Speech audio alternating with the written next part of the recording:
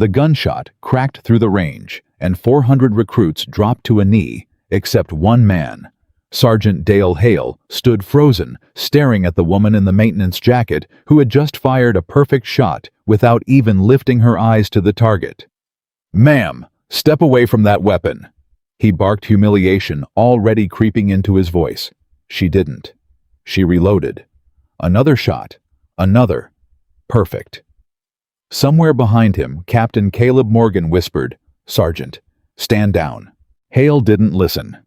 And in the next 10 seconds, everything he had built his career on would collapse in front of the entire base. If you're watching this from your city tonight, drop it in the comments. I want to see how far this story has traveled. And if stories about pride, redemption, and quiet strength speak to you, hit subscribe before we start. This one's going to stay with you. Fort Ashwood didn't run on comfort. It ran on discipline, sweat, and the iron voice of men like Sergeant Dale Hale, a 22-year veteran who had trained more recruits than he could count, and buried the memory of everyone who didn't make it. He believed in exactly one truth. Respect was earned through fear, and fear was earned through domination. That morning, the sun hadn't even burned off the mist over the training yard when Hale's voice tore through the silence like a whip. "Move, move, move! You call that a sprint? My grandmother runs faster with a hip replacement." 400 recruits pounded across the yard, boots slamming against gravel lungs, burning sweat soaking through fatigues already gray with dust. Hale walked among them like a general inspecting a battlefield. He already knew he'd win. He didn't need to raise his voice much. His presence did that for him. 6'2" jaw, like a cinder block, a scar over his left eyebrow that he never explained and everyone was too afraid to ask about. Captain Caleb Morgan watched from the platform above the yard, arms crossed, expression unreadable. He was younger than Hale, sharper in some ways, softer in others, a widowed father of one, a man who had learned that strength didn't always need to be loud. But this was Hale's yard. Caleb was only here to observe the new intake, verify readiness scores, and stay out of Hale's way. That was the plan anyway. It fell apart the moment Elena Voss walked across the yard, carrying a crate of wiring components toward the tech building. She wasn't in uniform. She wore a gray maintenance jacket with a laminated badge clipped to the pocket, E. Voss, Systems. Mid-30s dark hair pulled back in a simple knot. Glasses that had probably been repaired with tape more than once. She walked like someone who wanted to be invisible. Head down. Steps quiet. Eyes fixed only on the crate in her arms. She didn't notice Hale until it was too late. "Hold up," Hale said, stepping directly into her path. "You. What is this?" Elena stopped.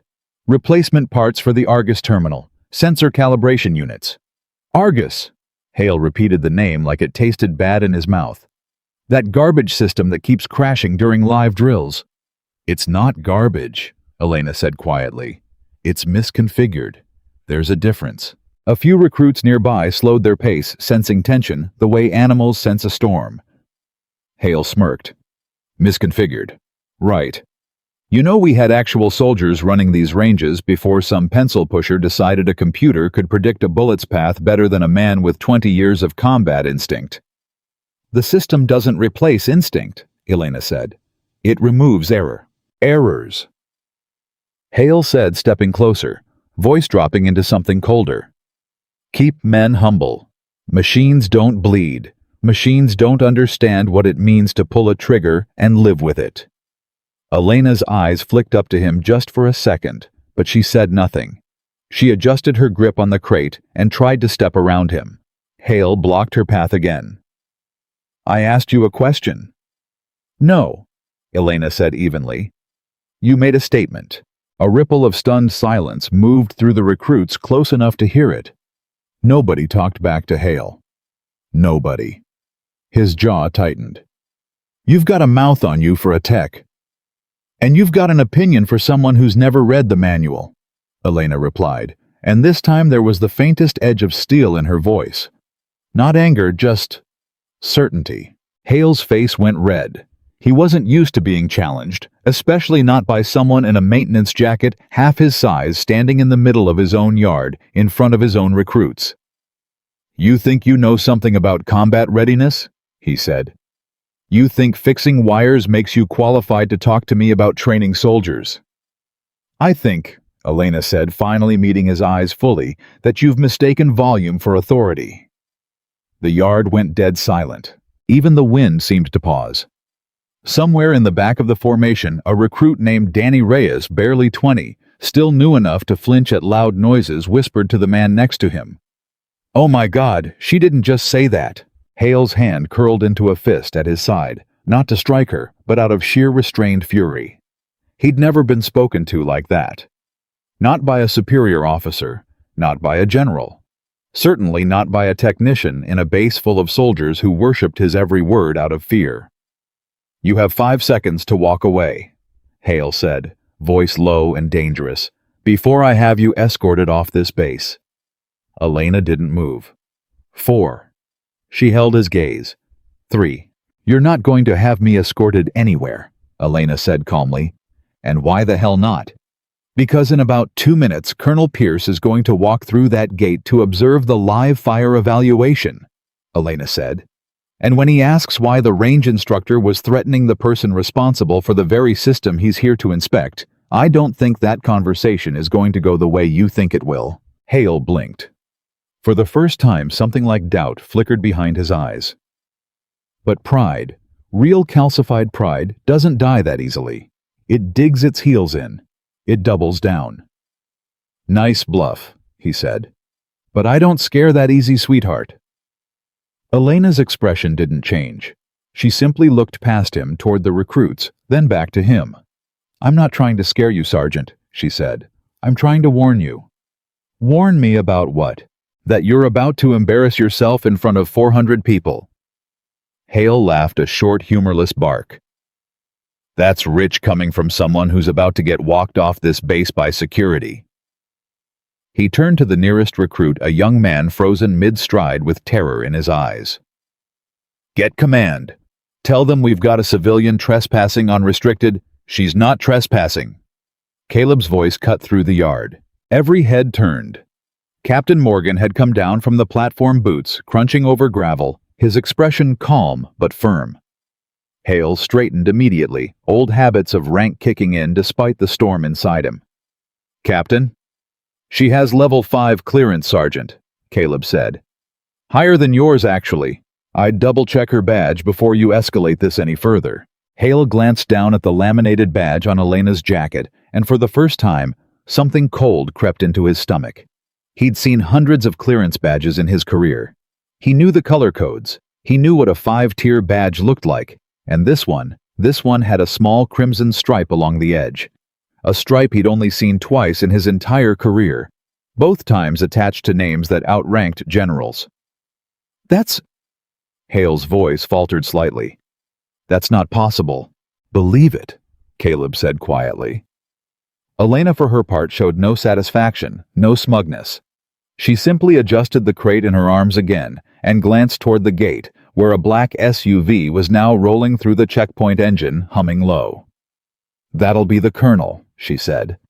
"You should probably stand at attention, Sergeant. First impressions matter." Hale's mouth opened, then closed. He looked at Caleb, silently pleading for context, for an explanation for anything that would make sense of what was happening. Caleb only shook his head slightly. "You should have read the personnel briefing this morning, Dale." "What briefing?" "The one that said an Argus systems specialist would be conducting an unscheduled live evaluation today," Caleb said. "The one HQ sent to every senior instructor 2 days ago." Hale's stomach dropped through the floor. He remembered the email. He remembered seeing it. He remembered deleting it half-read because he assumed arrogantly foolishly that it was just another software update notice, another irrelevant memo from some desk officer who'd never fired a weapon outside a simulation. He hadn't bothered to check the name attached to it. Elena Voss. Caleb said almost gently, like he was breaking bad news to a friend. "Lead systems architect. Cognitive response engineering. She built Argus from the ground up, Dale. From nothing. The system you've been mocking in front of 400 recruits for the past 6 weeks. The silence that followed wasn't just quiet, it was suffocating. Hale turned to look at Elena again, seeing her now with entirely different eyes. The tired posture, the taped glasses, the quiet, unassuming demeanor that had fooled him completely. "You built Argus," he said, voice hollow. "I did," Elena said simply. "Then why the hell are you carrying crates like some technician?" Elena finished for him, a faint, humorless smile ghosting across her lips.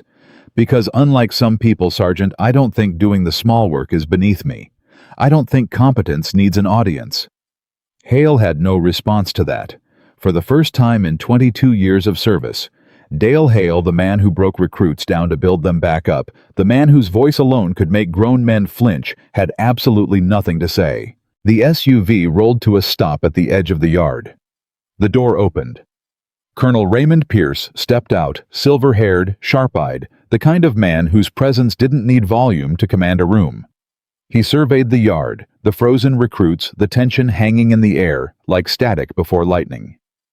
Hale standing rigid and pale, and Elena standing calm beside a crate of wiring components, like nothing unusual had happened at all. "Dr. Voss," Pierce said, his voice carrying easily across the yard. "I hope Sergeant Hale has been treating you well." The words landed like a blade. Every recruit within earshot turned to look at Hale. Danny Reyes, still standing frozen mid-formation, mouthed silently to the recruit beside him. Dr. Voss Hale's throat went dry. "Colonel, save it," Pierce said, not unkindly, but with the flat finality of a man who already knew exactly what had happened before he even asked. "We'll discuss it after the evaluation." He turned to Elena. "Are you ready to begin the Omega assessment?" Elena set the crate down gently at her feet, straightened her glasses, and for the first time that morning allowed the faintest trace of something resembling quiet resolve to cross her face. "I've been ready for 6 weeks, Colonel," she said. "I was just waiting for someone to ask." She turned toward the firing range, toward the observation platform where a weapon rig sat gathering dust. The same rig Hale had dismissed as unreliable junk in front of recruits more times than anyone could count. And as she walked, 400 recruits parted instinctively to let her through the way a crowd parts for someone they suddenly instinctively understand they've deeply misjudged. Caleb watched her go, something unreadable passing behind his eyes. Not surprise exactly, but a kind of quiet vindication. He'd suspected there was more to the woman in the maintenance jacket weeks ago. He just never imagined it was this much more. Hale remained rooted in place, his mind racing backward through 6 weeks of mockery, dismissiveness, casual cruelty he'd never bothered to disguise. Every insult replayed in his head with sickening clarity. Every recruit who had laughed along with him. Every moment he'd used her as an example of what real soldiers didn't need. He had humiliated her. Publicly, repeatedly, without hesitation. And now the entire base was about to watch her prove exactly who she really was. "Sergeant," Pierce said, voice cutting through Hale's spiraling thoughts. "You'll want to see this." Hale swallowed hard, forced his legs to move, and followed the colonel toward the observation platform, toward a reckoning he had spent 6 weeks building for himself without even realizing it. Behind him, whispers rippled through the recruits like wildfire. "She's the one who built Argus. He's been trashing her system for weeks, and she's the one who made it. Man, he is so screwed." Danny Reyes turned to the recruit beside him, eyes wide with something between disbelief and dark satisfaction. "I've never seen Hale go quiet like that. Not once. Not in 6 weeks." "Yeah," the other recruit murmured, watching Elena climb the platform steps with quiet, unshakable calm. "I don't think we've seen anything yet." He was right. Because as Elena Voss stepped up to the firing line, adjusted her stance with the precision of someone who had spent years studying. Not just how weapons worked, but how the human mind worked under pressure. How fear distorted judgment. How confidence without competence collapsed under scrutiny. She wasn't thinking about revenge. She wasn't thinking about humiliation or vindication or proving Hale wrong. She was thinking about the same thing she'd been thinking about for 6 weeks straight, ever since the day command assigned her to observe this training cycle undercover.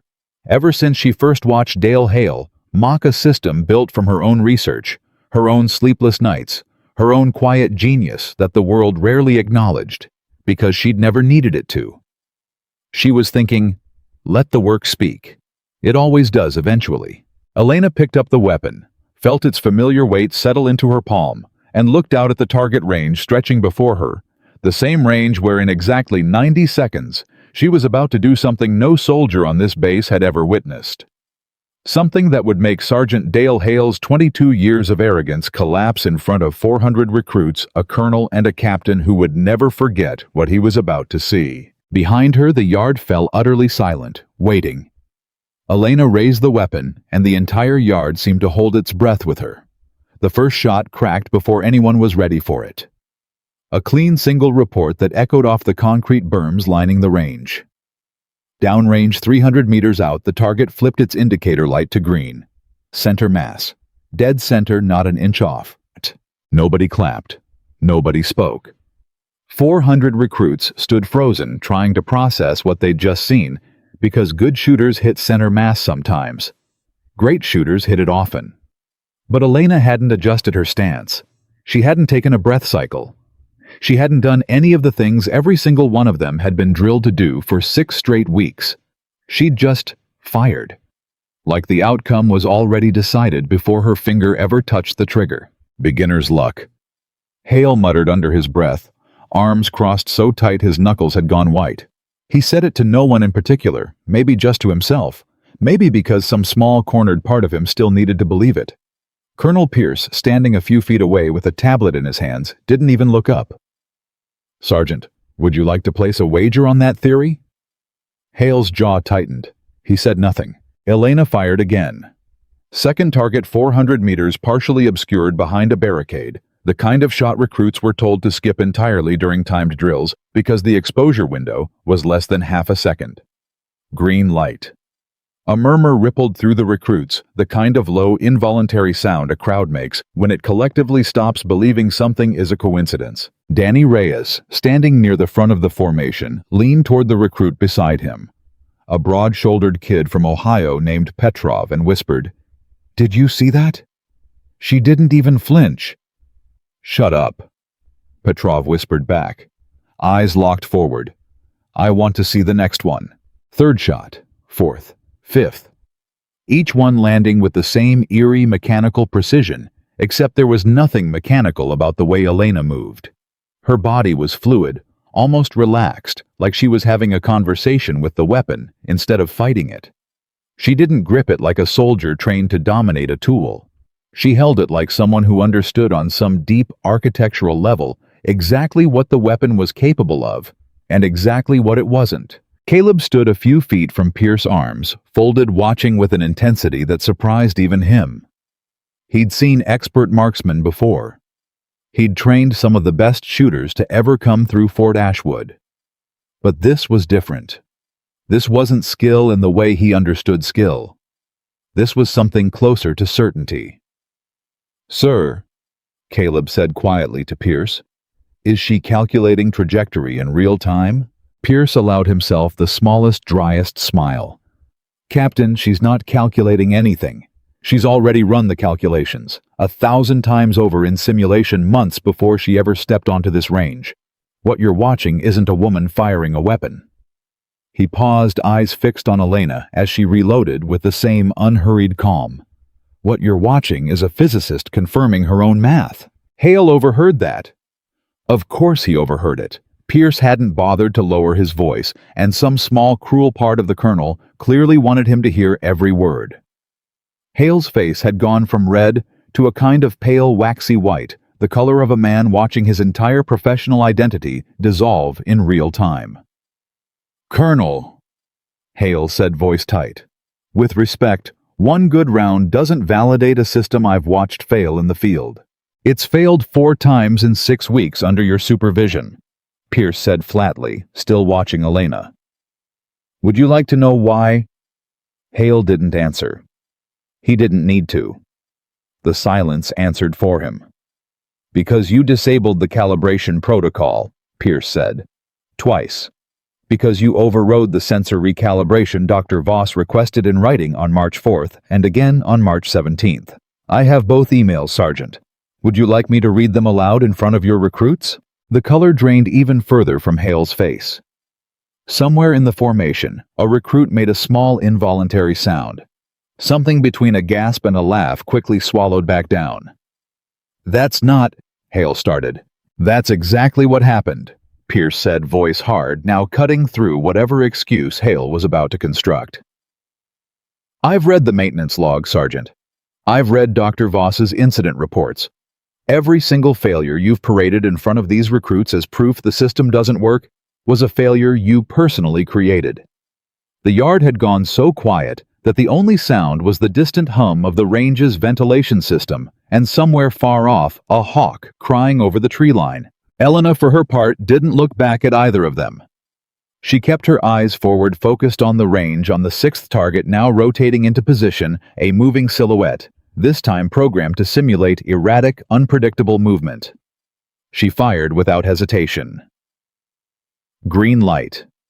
A recruit near the back, a quiet, wiry kid named Alvarez, who rarely spoke, finally broke the silence with a whispered, "That's not possible. Nobody hits a random motion target on the first try. Nobody." "She's not aiming at where the target is," Caleb said suddenly, almost to himself, the realization crystallizing as he watched her fire the seventh shot. "She's aiming at where the target's going to be." Pierce nodded slowly. "Predictive ballistics. Cognitive modeling of erratic movement patterns based on servo-motor limitations. She wrote the algorithm that generates the target's randomness. She knows its boundaries better than the machine running it does." Hale's mouth opened, then closed again. Whatever fight had been left in him a few minutes ago was draining out with every passing shot. Every green light, every silent confirmation that everything he'd built his authority on for 6 weeks had been a lie, constructed entirely out of his own arrogance. And then, without warning, Elena set the weapon down. The recruits blinked, confused. 7 shots, 7 hits. It should have felt like a triumphant conclusion, but Elena wasn't done. Not even close. "Colonel," she said, turning to face Pierce directly for the first time since she'd stepped onto the platform, "with your permission, I'd like to run the Omega scenario." The reaction to that single sentence was instantaneous and visceral. Pierce's eyebrows lifted, not in surprise exactly, but in something closer to sharp, focused attention. Caleb straightened involuntarily, and Hale, who had been slowly shrinking into himself for the past several minutes, suddenly went rigid with something that looked a great deal like fear. "Omega," Hale repeated, voice hoarse. That scenario's not cleared for live demonstration. It's flagged experimental, unstable. It's never been completed," Elena said calmly. "Not once. Not by anyone. Not in 6 years of internal testing." "Then why in God's name would you run it in front of 400 recruits?" Hale demanded, and for the first time, there was something underneath his anger that sounded almost like genuine alarm, not for himself, but for her. Elena studied him for a long moment, as if recalibrating her opinion of him in real time, weighing the outburst against everything else she knew. "Because," she said quietly, "someone spent 6 weeks telling 400 future soldiers that this system was garbage. That predictive combat modeling was a fantasy dreamed up by people who've never held a weapon in a real engagement. I think they deserve to see what it can actually do." Pierce studied her for a long beat, then turned to a technician standing near the control terminal at the edge of the platform. "Bring up the Omega parameters." "Sir," the technician said hesitantly, fingers hovering over the keyboard. "Omega hasn't been stress tested outside simulation. If something goes wrong..." "Nothing's going to go wrong," Elena said simply. "I wrote it." The technician looked to Pierce for confirmation. Pierce gave a single sharp nod. The screens along the range flickered, and a new set of parameters scrolled across the display. Multiple targets staggered, timing. Environmental variables shifting in real time. Simulated wind. Simulated low-light conditions, despite the midday sun. Degraded sensor feedback deliberately introduced into the system to mimic combat-damaged equipment. Danny Reyes, watching the parameters scroll past on the secondary monitor near the recruit formation, felt his stomach drop. "That's insane," he whispered. "That's not a training scenario. That's a nightmare." 12 targets, Petrov murmured beside him, reading the specs. Randomized intervals, degraded optics, wind variance up to 15 knots, and she's running it manually. No assist. No assist. Alvarez confirmed grimly from a few feet away. System's basically blind. She's doing the calculations herself. Hale, standing rigid near Pierce, found his voice one last time. "Colonel, I have to formally object. If this fails in front of the recruits, if it fails," Pierce said not unkindly, but with absolute finality, "then we'll have learned something important about the system's limitations. And if it succeeds—" He paused, glancing at Hale with something unreadable in his expression. "Then we'll have learned something important about you, Sergeant. About what your arrogance cost this program for 6 weeks." Hale flinched like he'd been struck. Elena picked the weapon back up, checked the chamber, and took her position at the firing line. The range lights dimmed slightly as the simulation environment engaged the 12 target silhouettes retreating into staggered positions along the length of the field. Some partially obscured, some positioned at angles that made a clean shot borderline impossible under normal conditions. "Beginning Omega sequence in 3, the technician announced, voice tight. 2, 1. The first target dropped into firing position. Elena fired. Green light. The second and third targets appeared simultaneously, one obscured almost entirely behind a barricade, the other partially hidden by an artificial fog bank the system generated to simulate battlefield smoke. 2 shots fired within a fraction of a second of each other. Both green. The recruits had stopped whispering entirely now. Even breathing seemed to have quieted across the formation, as if 400 young men and women were collectively holding their breath, afraid that any sound might somehow disrupt whatever was happening in front of them. 4th target. 5th. The wind parameters shifted mid-sequence, gusting the simulated conditions to nearly 20 knots, well beyond what the scenario had originally specified. Whether that was a system anomaly or an intentional stress test, nobody watching could say. But Elena adjusted her aim by a fraction of a degree, an adjustment so small it was almost imperceptible, and fired anyway. Green light. "She's compensating in real time," Caleb breathed, watching with something close to disbelief. The wind spiked and she adjusted before the system even flagged the change. "She wrote the wind model," Pierce said quietly. "She knows how it behaves before it behaves that way." 6th target. 7th. The scenario was accelerating now, targets appearing with less and less interval between them, the kind of compressed timeline that would have overwhelmed even the most experienced marksman on base. Recruits who had spent 6 weeks training under Hale's brutal exacting standards watched with expressions that ranged from awe to something bordering on disbelief, the kind of look people get when the fundamental rules of what they thought was possible quietly rewrite themselves in front of their eyes. 8th target, positioned at an almost impossible angle, deliberately designed within the simulation parameters to force a miss. Elena's shot clipped the very edge of the target zone. Yellow light. Not green, not a clean hit. The reaction across the yard was immediate and electric. A sharp collective inhale, the first sign of vulnerability the entire demonstration had shown.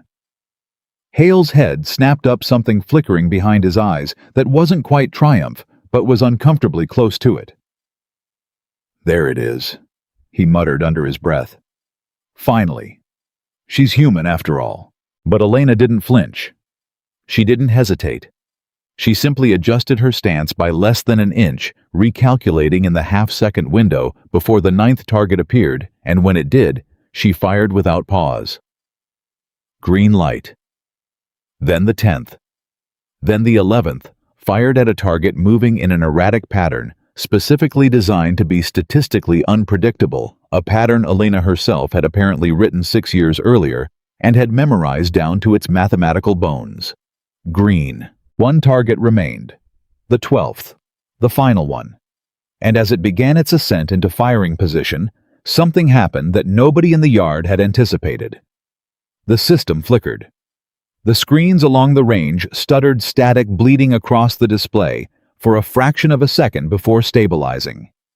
The technician at the control terminal swore under his breath and began typing rapidly. "We've got a sensor dropout," he said, voice climbing with alarm. "Target 12's guidance feed just went dark. It's operating blind." Pierce's expression sharpened. "Can you stabilize it?" "Not in time, sir. It's already in motion." Hale's face twisted into something that was almost relief, almost vindication. The system was failing exactly like it had failed for 6 weeks, exactly like he'd told everyone it would. "See?" he said louder now, some of his old bravado creeping back into his voice. "This is what I've been saying all along. The system's unreliable. It fails under pressure. It's not the system failing," Elena said, cutting through his words without raising her voice at all. "It's the sensor failing. There's a difference, Sergeant. I've been trying to explain that difference to you for 6 weeks." She hadn't lowered the weapon. She hadn't broken her stance. Her eyes were fixed on the empty space where the 12th target should have appeared, tracking something none of the digital readouts could confirm anymore. "Dr. Voss," Pierce said carefully, "without sensor guidance, there's no way to confirm target position. I'd recommend aborting the sequence." "I don't need the sensor," Elena said quietly. "I designed the target's movement algorithm. I know exactly where it's going to be in 4 seconds, sensor or no sensor." "That's not possible," the technician said, staring at his blank readout in disbelief. "There's no way to track it without—" 3 seconds, Elena said, ignoring him entirely, her voice dropping into something low and focused, almost meditative. 2. The entire yard held its breath. 1. She fired. For 1 agonizing half-second, nothing happened. The screens stayed dark. The readout offered no confirmation, no green light, nothing but empty static where an answer should have been. And then from somewhere out past the smoke bank, past the range's dead zone, where the failed sensor had left everyone blind, came the unmistakable metallic clang of a round, striking solid steel dead center. The recruits erupted before the technician even had a chance to manually confirm the hit. A wave of disbelief and stunned applause rippled through the formation. 400 voices rising in a chaotic mixture of cheers and shouted disbelief. The kind of sound that happens when a crowd witnesses something they know on some instinctive level they will be telling people about for the rest of their lives. "No way!" Danny Reyes shouted, both hands flying to the top of his head. "No way! Did you see that she hit a target she couldn't even see?" "That's not skill," Petrov said, voice shaking with something close to reverence. "That's not even genius. That's something else entirely." Alvarez just stood there, mouth slightly open, staring at the smoke-obscured range like he'd just watched the laws of physics quietly rearrange themselves. Pierce allowed himself a small, controlled smile, the first genuine expression of satisfaction he'd shown all morning. "Confirmed hit," he said to the stunned technician. 12 for 12, including a blind shot with 0 sensor guidance. He turned toward Hale, and whatever warmth had briefly flickered across his face vanished entirely, replaced by something cold and unforgiving. "No system in this program's history has ever completed the Omega sequence," Pierce said, voice carrying across the suddenly silent yard. "Not with full sensor support. Not with a perfect environment. Certainly not blind under stress conditions with a mid-sequence equipment failure." He let that hang in the air for a long moment before continuing. "Dr. Voss just did it in front of 400 recruits using a system she built with her own hands that you spent 6 weeks calling garbage in front of the very people she was quietly trying to help become better soldiers." Hale said nothing. There was nothing left to say. His entire posture had collapsed inward, shoulders, hunched, the commanding presence that had defined him for over 2 decades, reduced to something small and exposed under the weight of 400 watching eyes. Elena set the weapon down gently, the same unhurried calm she'd carried throughout the entire demonstration, and turned to face the recruits for the first time. "For 6 weeks," she said, her voice carrying easily despite its quiet register.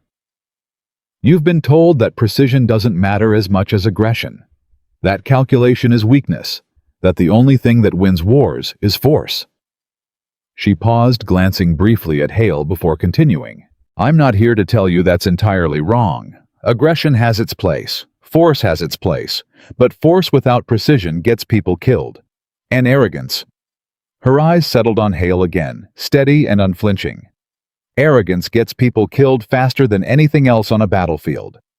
The recruits stood in absolute silence, hanging on every word. Argus isn't meant to replace you, Elena continued. It's meant to make sure that when you pull a trigger, you're not relying on luck. You're relying on math, on preparation, on the kind of quiet, unglamorous work that nobody claps for until the moment it saves your life or the life of the person next to you. She looked out at the sea of young faces, some still flushed with the adrenaline of what they'd just witnessed, and something in her expression softened almost imperceptibly. I built this system in a lab alone for 6 years, she said. Nobody clapped for that either. Nobody stood around cheering while I debugged failure logs at 2 in the morning. That work isn't glamorous, it isn't loud. But it's the reason 12 targets just went down in under 90 seconds, one of them without a single sensor telling me where it was. She let the silence settle for a moment before delivering her final point, the one that would echo through the barracks and mess halls of Fort Ashwood for months afterward. Precision isn't the opposite of strength, she said. It's the foundation of it. Anyone can shout. Anyone can posture. But competence. She glanced once more at Hale, not with cruelty, but with something almost like disappointment. Competence doesn't need to raise its voice to be heard. Pierce stepped forward, then addressing the recruits directly. Dismissed for the day. Report back to your training NCOs for evening formation. The recruits began to disperse, but slowly, reluctantly, many of them glancing back over their shoulders at Elena as they went whispering among themselves, the entire dynamic of the base having shifted in the span of 10 minutes in a way none of them fully understood yet, but all of them instinctively recognized as significant. Hyle remained rooted to the platform, unable to move, unable to speak, watching his own authority crumble in real time in a way he'd never imagined possible. Sergeant Hale, Pierce said, and his voice had gone completely flat, now stripped of any warmth or ambiguity. You'll report to my office in 20 minutes. Bring your service record. Hale's throat worked, but no sound came out for a long moment. When he finally spoke, his voice was barely above a whisper. Colonel, if I could just explain. You'll have your chance to explain, Pierce said. In 20 minutes, in my office, not out here. He turned and began walking toward the SUV, then paused, glancing back at Elena with something that looked almost like respect layered beneath the professional formality. Dr. Voss, would you join us? I think there are some things Sergeant Hale needs to hear directly from you. Elena nodded once, retrieving the crate of wiring components she'd set down at the start of the whole confrontation, almost as if nothing about the past 10 minutes had disrupted her original errand at all. Caleb watched her go, something heavy settling in his chest. Not guilt exactly, since he hadn't been the one mocking her for 6 weeks, but something adjacent to it. A quiet recognition that he'd stood by week after week watching Hale belittle a woman he now understood to be one of the most brilliant minds the program had ever quietly employed, and he'd said nothing because it wasn't his place, because Hale outranked him in seniority, if not in title, because that was simply how things worked at Fort Ashwood. He thought about his daughter, then 7 years old, waiting for him at home with a drawing she'd made of the two of them at the base, and he wondered what kind of lesson he was actually teaching her about strength every time he chose silence over standing up for what was right. Captain. Caleb blinked, turning to find Pierce studying him with an expression that suggested the colonel had been watching him think for several seconds already. Sir, you'll want to be in that meeting too, Pierce said. You're going to be taking over Sergeant Hale's training responsibilities, effective immediately pending review. Caleb's stomach tightened. Sir, I'm not sure I'm the right. You're exactly the right choice, Pierce said, cutting him off with the calm certainty of a man who'd already made up his mind. You're the only instructor on this base who didn't join in when Hale mocked her. That matters more than you think. He didn't wait for a response. Simply turned and continued toward the SUV, leaving Caleb standing on the platform beside the now empty firing range, 12 confirmed hits still glowing faintly on the overhead display, a silent testament to everything that had just changed. Caleb glanced toward the retreating recruits. saw Danny Reyes and Petrov still talking animatedly, gesturing toward the range, reliving the demonstration in real time, and felt something shift inside himself. A recognition that whatever happened in the next 20 minutes inside Pierce's office was going to reshape more than just Hale's career. It was going to reshape the entire culture of this base, the entire philosophy that had defined it for over 2 decades. He followed the SUV on foot, footsteps steady despite the storm of thoughts running through his mind. And as he walked, he found himself replaying Elena's words from the platform, turning them over like a stone worn smooth by water. Competence doesn't need to raise its voice to be heard. He thought about his late wife, about the quiet, unglamorous way she'd fought her illness for 2 years without ever once complaining, without ever once demanding anyone's attention or sympathy, simply doing the hard, invisible work of surviving one day at a time until she couldn't anymore. He thought about how loud grief had been in the months afterward, how it had screamed and raged inside him even as he'd learned to present a calm, composed face to his daughter every single morning. Maybe that was the lesson underneath all of this, he thought. That the loudest people in the room were rarely the strongest. That real strength often looked like silence, like patience, like showing up every day to do work nobody applauded.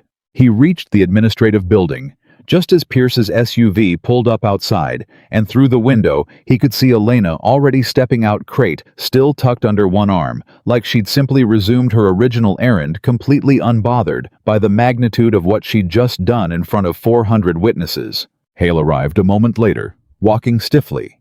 His usual commanding stride reduced to something small and uncertain, a man walking toward a reckoning he'd spent 22 years assuming would never come for him. Caleb took a breath, steadied himself, and followed them inside. Whatever was about to happen in that office, he understood with sudden absolute clarity, was going to be a moment none of them would ever forget. Inside the hallway, outside Pierce's office, felt colder than the yard had, despite the midday sun still pouring through the windows. Hale stood near the door, hands clasped behind his back in the posture he'd used for over 2 decades to project unshakable authority, except now it looked less like confidence and more like a man bracing for impact. Elena set the crate down against the wall finally, and for the first time since the confrontation began, allowed herself to lean back slightly. Some of the tension she'd been carrying in her shoulders visibly easing now that the demonstration was behind her. "You didn't have to run, Omega," Caleb said quietly, stepping up beside her. 12 for 12 on the standard sequence would have been more than enough to make your point. Elena glanced at him, something thoughtful passing behind her eyes. Would it have been, though? Caleb considered that. Probably not, he admitted. He would have found some way to dismiss it. Called it luck. Called it a fluke. Exactly, Elena said. Some people only understand a message when it's impossible to argue with. I needed something undeniable. You got it, Caleb said, glancing toward Hale, who stood rigid and silent a few feet away, clearly listening to every word, despite pretending not to. Elena followed his gaze, and for a moment something almost like sympathy crossed her expression. Not forgiveness, not yet, but something in the neighborhood of understanding. He's not a bad man, she said quietly, low enough that only Caleb could hear. He's just spent 22 years believing that vulnerability is a weakness he can't afford to show. That kind of belief doesn't just disappear because he lost one demonstration. He mocked you for 6 weeks, Caleb said, in front of everyone, every single day. I know, Elena said simply. I was there. And you're defending him. I'm not defending him, Elena said. I'm just telling you that humiliating someone rarely changes them. It just makes them dig their heels in deeper, unless something underneath the humiliation actually shifts. Before Caleb could respond, the office door opened and Pierce's aide stepped out. Colonel Pierce will see you now. The 3 of them filed into the office, Hale first spine rigid, jaw clenched, then Elena calm and unreadable, then Caleb still turning her words over in his mind. Pierce sat behind his desk. Hands folded expression. Unreadable in the particular way that senior officers cultivated over decades of delivering both commendations and reprimands with the exact same measured tone. Sit, Pierce said, gesturing to the 3 chairs positioned in front of his desk. They sat. The silence that followed stretched long enough to become uncomfortable. Pierce, apparently in no hurry to break it, his eyes moving slowly between Hale and Elena, like he was still deciding exactly how this conversation needed to unfold. Finally he spoke. "Sergeant Hale," Pierce said, "I've reviewed your service record while you were en route. 22 years, 3 combat deployments, 2 commendations for valor. You've trained over 4,000 recruits in your career, and by every metric that matters on paper, you've been one of the most effective instructors this program has ever had." Hale's shoulders relaxed a fraction, something like hope flickering across his face. "Which is exactly why what happened today is so difficult to reconcile," Pierce continued, and the hope drained out of Hale's expression as quickly as it had arrived. "Because a man with your record, your experience, your understanding of what it actually takes to keep soldiers alive in combat, that man should have known better than anyone the danger of dismissing a tool without fully understanding it." "Colonel, I'm not finished," Pierce said, and the sharpness in his voice was enough to silence Hale instantly. "You didn't just dismiss a piece of equipment, Sergeant. You publicly, repeatedly humiliated the person responsible for building it, in front of recruits who look to you as a model of what military leadership is supposed to look like." He leaned forward slightly. "What lesson do you think they learned today, Sergeant? About leadership, about respect, about how to treat people whose contributions aren't immediately visible or glamorous?" Hale had no answer. His jaw worked silently, the muscles in his neck tight with the effort of holding back whatever storm of emotion was churning beneath the surface. "I'll tell you what lesson I hope they learned," Pierce said, sitting back again. "I hope they learned that pride is the single most dangerous liability a leader can carry onto a battlefield. Not fear, not doubt. Pride. Because pride convinces you that you already know everything you need to know, and that certainty gets people killed faster than any enemy combatant ever could." The silence in the room had become almost unbearable, thick with tension, with 22 years of accumulated arrogance finally colliding with consequences Hale had never once considered possible. "Effective immediately," Pierce's continued voice, returning to its earlier flat formal register. "You are relieved of your training command responsibilities pending a full review of your conduct over the past 6 weeks. Colonel." Hale's voice cracked just slightly, the first genuine crack in his composure since the confrontation began. "You will not be dishonorably discharged," Pierce continued, ignoring the interruption. "Your service record prior to this incident doesn't warrant that. But you will not be returning to this training yard as an instructor. Not until, and not unless, you can demonstrate a fundamental shift in how you understand leadership." Hale sat frozen, staring at some fixed point on Pierce's desk, unable to look up. Unable to look at Elena. Unable to look at Caleb. Unable to look at anyone. Pierce turned to Elena.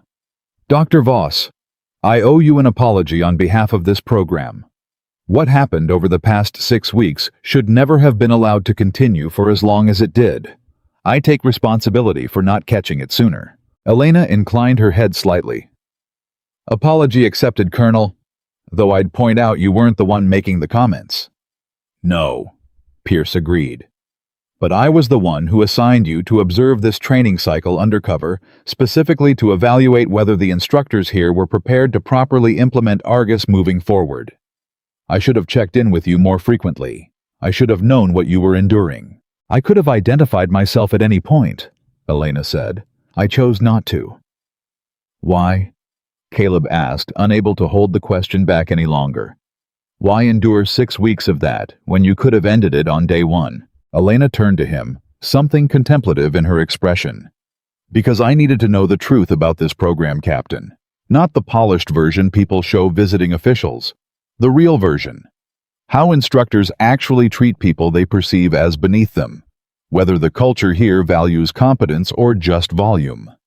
She glanced briefly at Hale before continuing. "If I'd identified myself immediately, none of you would have shown me your real selves. You would have shown me the version you thought I wanted to see. I needed the unfiltered version, even if it cost me 6 uncomfortable weeks."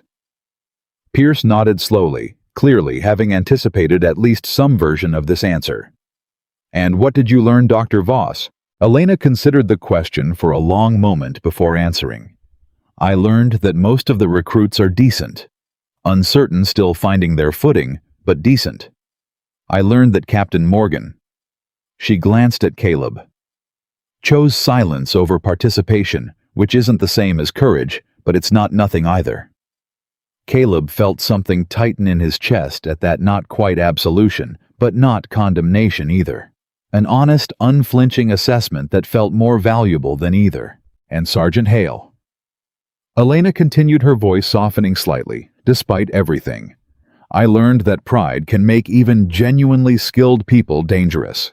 Not because they're evil, because they stop listening. And a leader who stops listening eventually gets the people under his command killed, whether on a training range or a real battlefield. Hale finally looked up, meeting her eyes directly for the first time since the meeting began. Whatever he saw there, not cruelty, not triumph, just tired, clear-eyed honesty, seemed to hit him harder than anything Pierce had said. I didn't know, Hale said quietly, voice barely above a whisper. About the classified operation. About what you actually... You didn't ask. Elena said simply. For 6 weeks you never once asked why I might understand ballistic calculation as well as I did. You just assumed I was a technician who'd wandered into a job above her competence. What operation? Caleb asked, glancing between them, sensing there was a piece of this story he still didn't fully understand. Pierce answered before Elena could. 6 years ago, Dr. Voss was embedded with a special operations unit conducting a classified extraction in hostile territory. The unit's equipment failed catastrophically during a firefight. No working range finders, no digital assist. Nothing but degraded optics and 11 soldiers pinned down under heavy fire with a collapsing perimeter. The room had gone completely silent, even Hale leaning forward slightly despite himself. Dr. Voss, Pierce continued, calculated manual firing solutions for the unit support gunner in real time verbally under fire, using nothing but trajectory math she'd developed in her doctoral research. Every single calculation she gave that day was accurate. The unit extracted with 0 casualties. Hale's face had gone completely pale now, the full weight of what he'd spent 6 weeks mocking finally fully landing. That's... he started, then stopped, unable to find words adequate to the moment.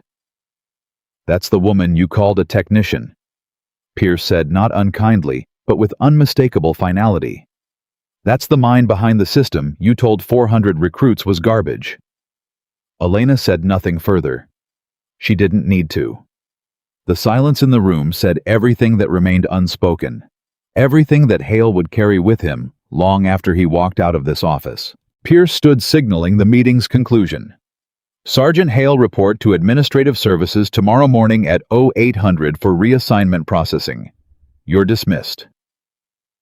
Hale rose slowly, like a man carrying far more weight than his body should have been able to bear, and walked toward the door without another word.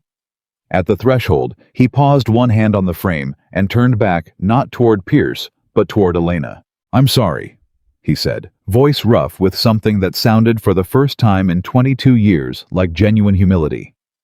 For all of it. I don't expect you to accept that. I just needed to say it. Elena studied him for a long moment before responding. I don't need an apology, Sergeant. I need you to actually understand why what you did was wrong. Those aren't the same thing. Hale absorbed that, nodded once, and left the office without another word. The door clicking shut behind him with a finality that seemed to echo through the entire building. Caleb sat in the silence that followed, processing everything he'd just witnessed, the collapse of a legend, the quiet revelation of genius, hiding in plain sight, the uncomfortable recognition of his own passive complicity in something he now understood had been deeply, fundamentally wrong. Captain Morgan, Pierce said, turning his attention fully toward Caleb now. As I mentioned earlier, you'll be assuming Sergeant Hale's training responsibilities effective tomorrow morning. Caleb nodded slowly. Understood, sir. You'll also be working closely with Dr. Voss going forward. Pierce continued, to ensure Argus is properly integrated into the training curriculum the way it always should have been. Caleb glanced at Elena, who met his gaze steadily. Something unreadable passing between them. Not quite trust. Not yet. But the first fragile foundation of something that might eventually become it.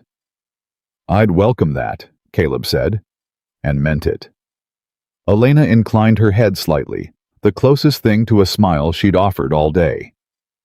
We'll see if you still feel that way once you've sat through my calibration briefings, Captain. I'm told they're notoriously tedious. Despite everything, despite the weight still hanging in the room, Caleb found himself almost smiling back. I imagine tedious is better than catastrophic. That, Elena said, rising from her chair and retrieving her crate from where she'd left it in the hallway, is precisely the lesson Sergeant Hale spent 22 years failing to learn. As she walked out of the office, Pierce watched her go with an expression of quiet, profound respect, then turned back to Caleb. Captain, he said, I hope you understand what just happened here today isn't just about one instructor's downfall. Sir. It's about what kind of program we're building going forward, Pierce said. Whether we're training soldiers to lead through fear and dominance, or through competence and humility. Today was a test of that, whether anyone realized it at the time or not. Caleb thought about the 400 recruits who had just watched Dale Hale's 22 years of authority crumble in real time, who had watched a quiet, unassuming woman in a maintenance jacket demonstrate a form of mastery none of them had ever imagined possible. He thought about Danny Reyes and Petrov and Alvarez still out there somewhere on base, already reshaping their entire understanding of what strength actually looked like. I think they passed the test, sir, Caleb said quietly. I think all 400 of them just learned something today that's going to matter more than anything they learn on a firing range. Pierce nodded slowly, satisfaction settling into the deep lines of his weathered face.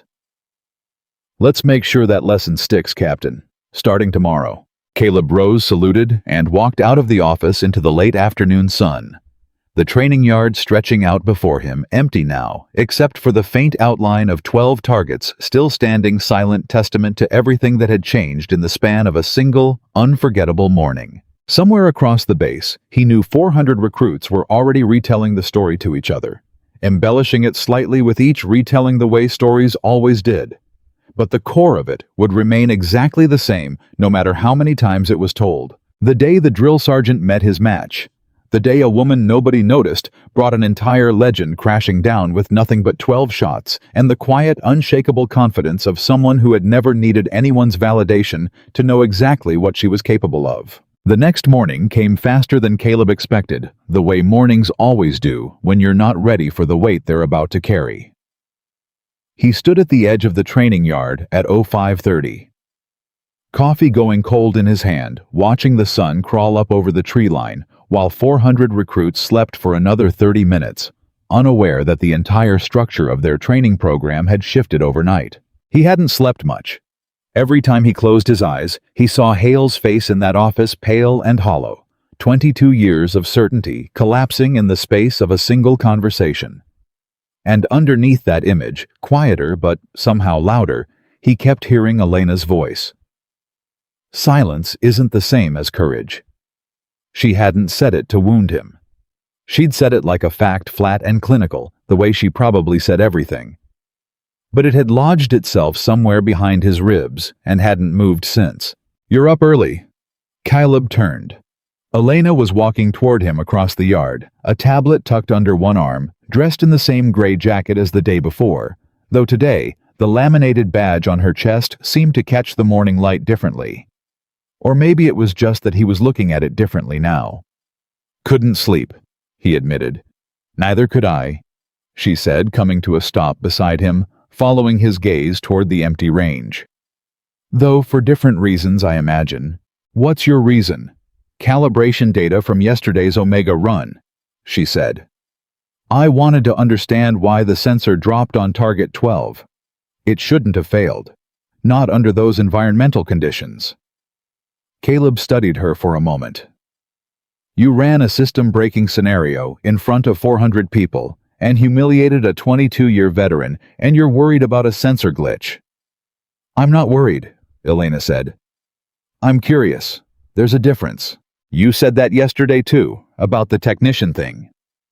Because it's true both times, she said simply, and there was no defensiveness in it, just quiet certainty, the same certainty she'd carried standing at the firing line with an entire base watching her. Caleb almost smiled. Almost. Pierce wants me to shadow your calibration briefing this morning. Recruits report at 0700. I know, Elena said. I wrote the schedule. Of course you did. They stood in silence for a moment, the kind that wasn't uncomfortable so much as unfamiliar. Two people who had just watched the same earthquake from different angles, trying to figure out where the new ground was solid enough to stand on. Can I ask you something? Caleb said finally. You can ask. Yesterday in Pierce's office, you said you needed to see who we really were before you revealed yourself. What did you decide about me? Elena turned to look at him fully, her expression unreadable in the pale morning light. I told you already. You chose silence over participation. That's not courage. But you're asking me the question again anyway, which tells me something. What does it tell you? That it's bothering you, she said. Which means you're capable of changing it. Most people who choose silence never even notice they've made a choice at all. You noticed. That's further ahead than most people start. It wasn't forgiveness. Caleb understood that clearly. But it wasn't condemnation either, and for now, standing in the gray light of a base that was about to wake up into a completely different reality than the one it had gone to sleep in, that felt like enough to build on. Oh, 700, Elena said, glancing at her tablet. Recruits are going to have questions, a lot of them. About Omega, about all of it, she said. About Hale, about me, about what happens next.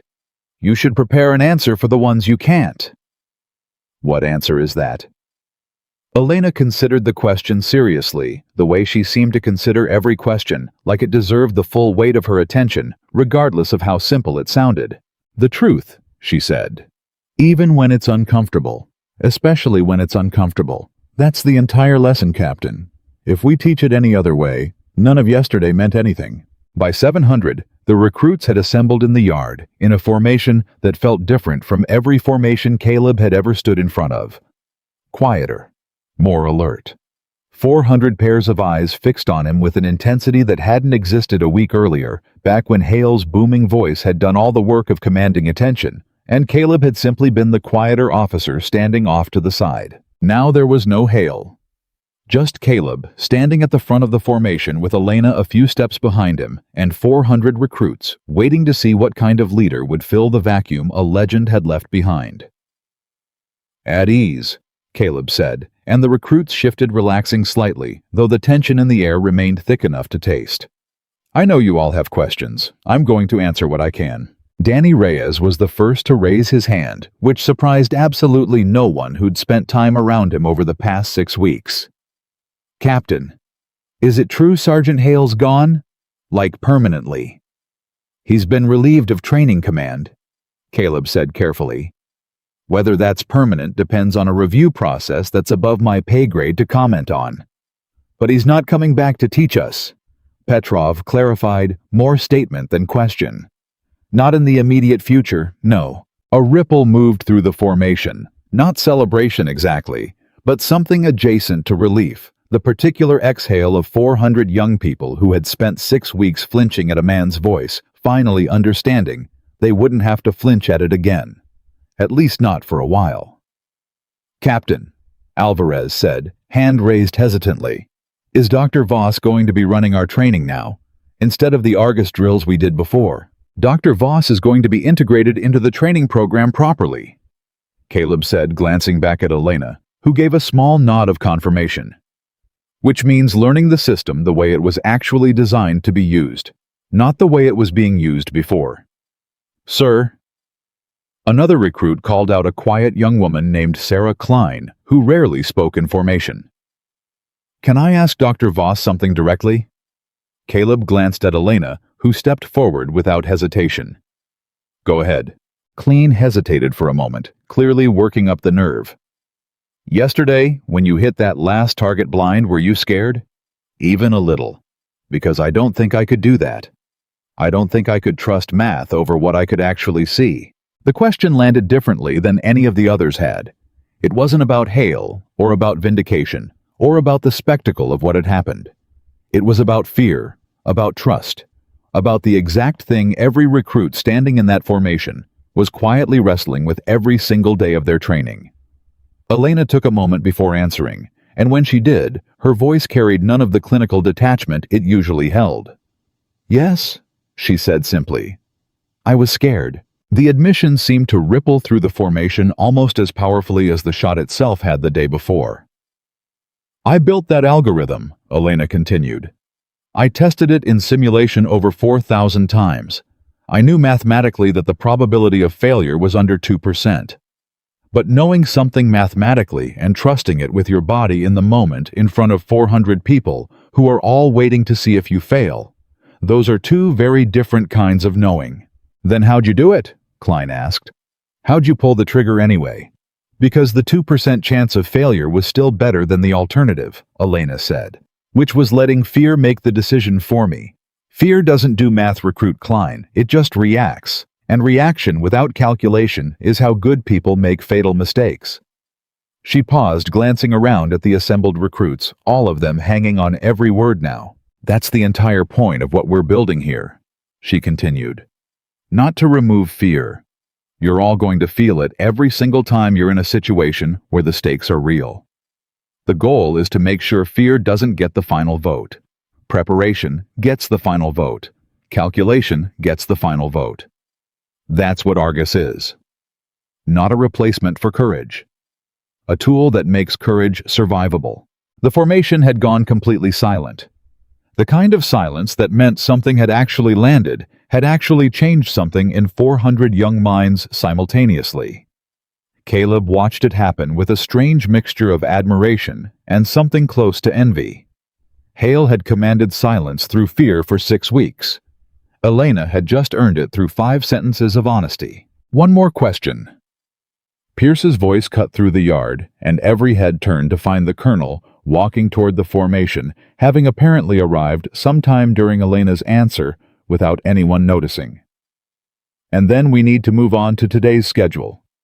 Danny Reyes, apparently deciding he had nothing left to lose, raised his hand one final time. "Colonel, is it true? Dr. Voss saved an entire unit during a classified op? Using just math, no equipment." Pierce's eyes flicked toward Elena, a silent question passing between them. Elena gave the faintest shake of her head. "That information is classified, Recruit," Pierce said, "and will remain so. What I can tell you is that Dr. Voss has demonstrated repeatedly in ways both classified and unclassified that competence built quietly is often more powerful than authority built loudly. I'd suggest you all remember that lesson longer than you remember anything else you learn on this base." He turned to Caleb. "Captain, proceed with today's training schedule." As the recruits broke into their smaller training groups, Caleb caught sight of Danny Reyes, lingering near the edge of the formation, glancing back toward Elena with an expression that had shifted entirely from the skepticism he'd carried just 24 hours earlier. "Captain Morgan," Reyes said, jogging over, "can I ask you something off the record?" "Go ahead." "Sergeant Hale, he was hard on all of us. Really hard. But he was hardest on the recruits he thought had potential. That's what he always said. I only break down the ones worth rebuilding." Reyes hesitated. "Do you think that's true? Or was he just cruel?" Caleb considered the question carefully before answering, aware that whatever he said in this moment was going to shape how Reyes understood leadership for years to come. "I think," Caleb said slowly, "that cruelty and toughness can look identical from the outside, but they come from completely different places. Toughness is about preparing someone for something hard.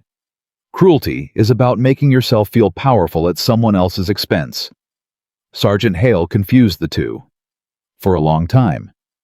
Maybe for his whole career. So he wasn't a good leader. "He was an effective one for a while," Caleb said. "Effectiveness and goodness aren't always the same thing, Reyes. That's something you're going to have to figure out for yourself over and over for the rest of your career. I'm still figuring it out myself." Reyes nodded slowly, absorbing that, and jogged off to rejoin his training group, leaving Caleb standing alone in the yard, with Elena, who had apparently been listening the entire time. "That was a good answer," she said. "You were eavesdropping." "I was standing 3 feet away in an open field," Elena said. "That's not eavesdropping. That's just having ears." Despite everything, despite the weight still hanging over the base, Caleb found himself laughing, a short, surprised sound that felt foreign after the tension of the past 2 days. "You have a sense of humor," he said. "I wasn't expecting that." "Most people aren't," Elena said. "They see the glasses and the maintenance jacket and decide I must be exactly one thing. It's a useful mistake most of the time. People underestimating you gives you room to work." "Is that why you let Hale mock you for 6 weeks room to work?" Something flickered behind Elena's eyes, quick and complicated, gone before Caleb could fully read it. "Partly," she said. "But if I'm being honest, Captain and I try to be most of the time, there was another reason too." "What reason?" Elena was quiet for the long moment, looking out across the training yard where recruits were beginning their morning drills under the supervision of junior NCOs. The whole rhythm of the base slowly re-establishing itself despite the earthquake that had shaken it the day before. "I wanted to see if anyone would stand up for me," she said finally. "Not because I needed rescuing. I've never needed rescuing. But because it tells you something important about a place, about its culture, when you watch to see who speaks up when someone is being mistreated and nobody's watching to reward them for it." Caleb felt something uncomfortable settle in his chest. "And what did you find out?" "That for 6 weeks, Elena said, nobody did. Not one recruit, not one instructor, not you." The silence that followed felt heavier than anything that had passed between them that morning. "I'm not telling you that to punish you," Elena added, seeing something in his expression. "I'm telling you because you asked, and because I think you're one of the few people on this base capable of actually doing something different with that information instead of just feeling bad about it for a day and moving on." What would doing something different look like? "Teaching these recruits that silence in the face of cruelty isn't neutral," Elena said. "It's a choice, every single time. And every single time you make it, you're teaching everyone watching that cruelty is acceptable, as long as the person doing it outranks the person receiving it."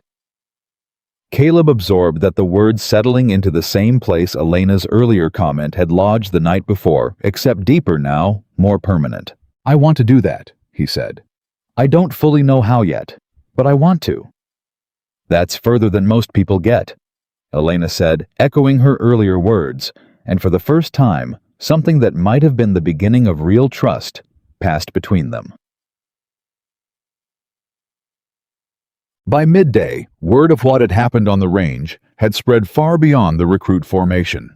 Word traveled the way it always did on a military base, through mess hall conversations, through late-night barracks, whispers through the particular grapevine that exists on every installation in the world, carrying stories faster and further than any official communication ever could. By the time Caleb walked into the officers' mess for lunch, he could feel the shift in the room the moment he entered.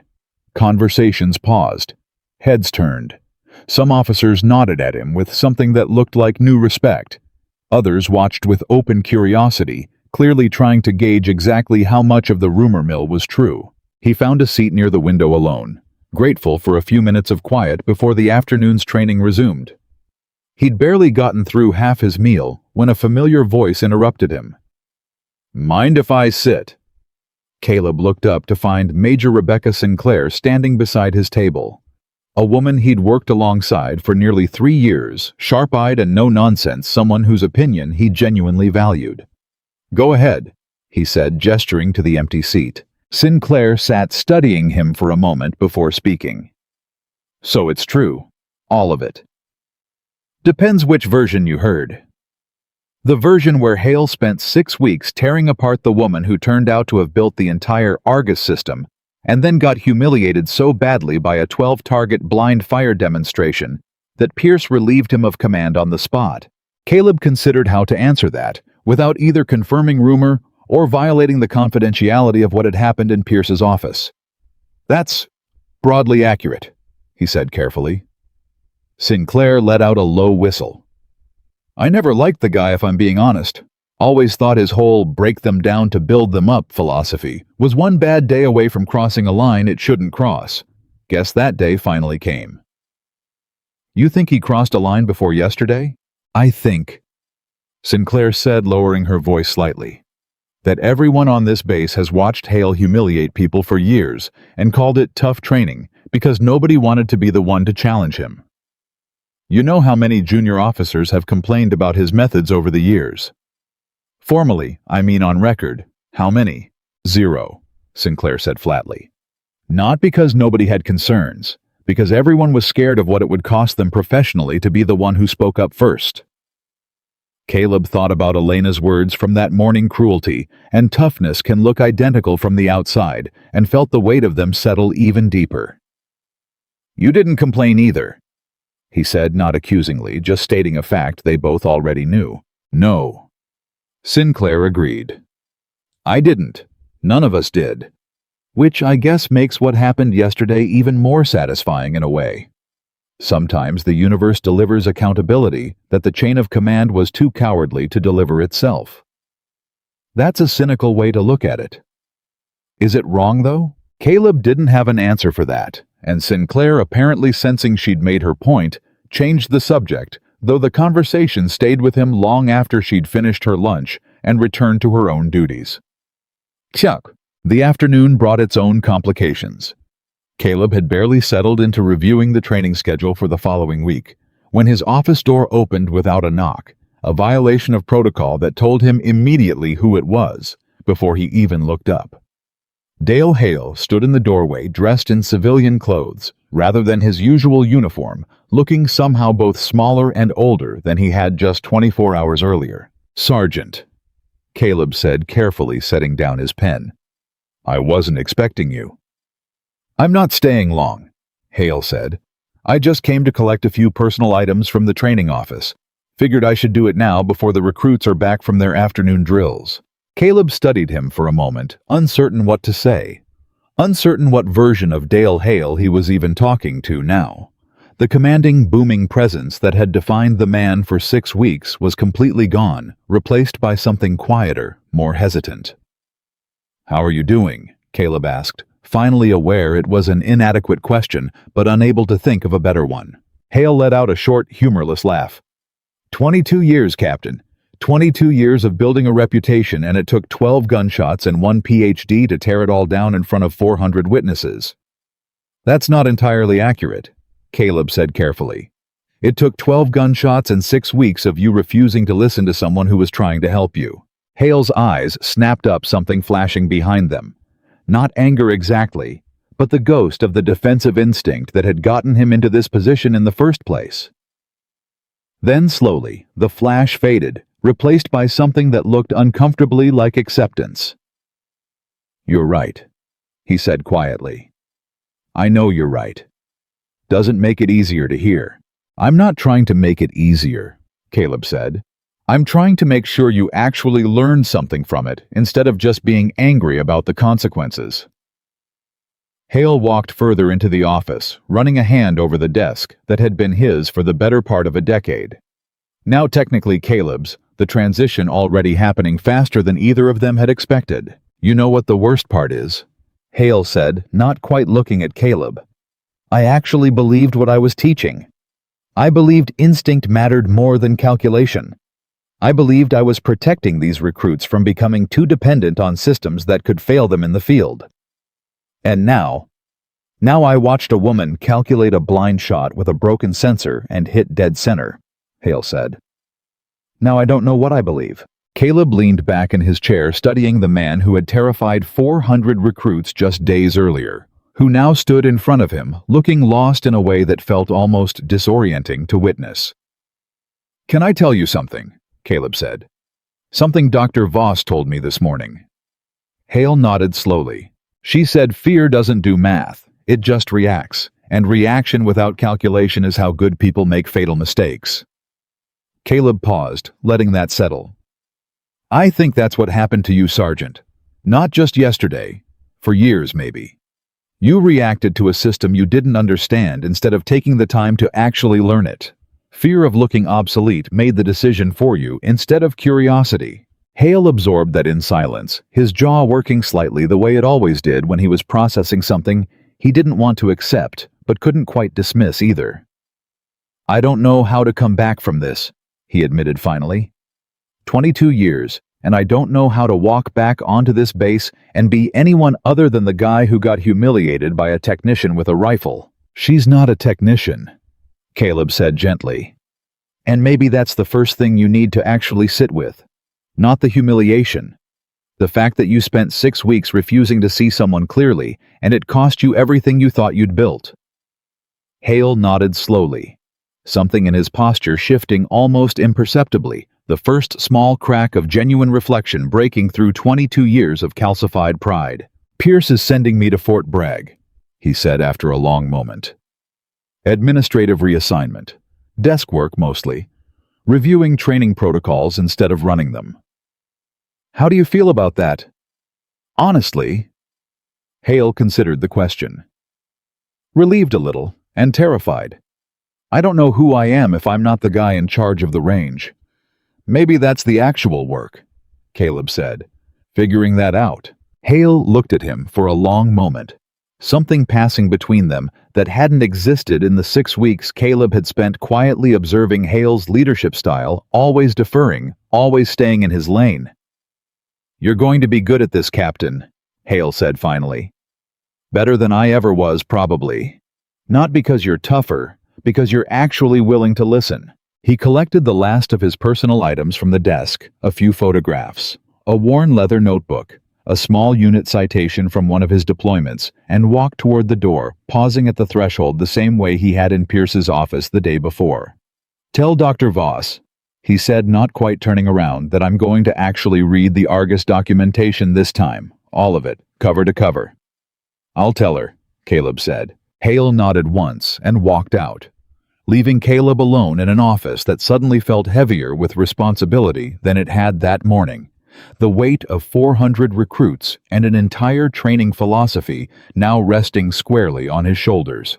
Yet, that evening, as the sun began its slow descent over Fort Ashwood, Caleb found Elena still working in the systems lab attached to the training facility, hunched over a terminal reviewing what appeared to be the same sensor logs from the morning. "You're still here," he said, leaning against the doorframe. "So are you," Elena replied without looking up. "Fair point." He stepped into the lab, glancing around at the equipment server racks. Diagnostic screens, the kind of technical infrastructure that had probably been sitting here for months, quietly humming along while Hale dismissed the entire system as garbage, without ever once bothering to understand what it actually did. "Find what caused the sensor dropout," Caleb asked. "Corroded connector," Elena said, finally looking up. "Nothing sophisticated. Just moisture damage from a maintenance oversight probably going back months." "You seem disappointed."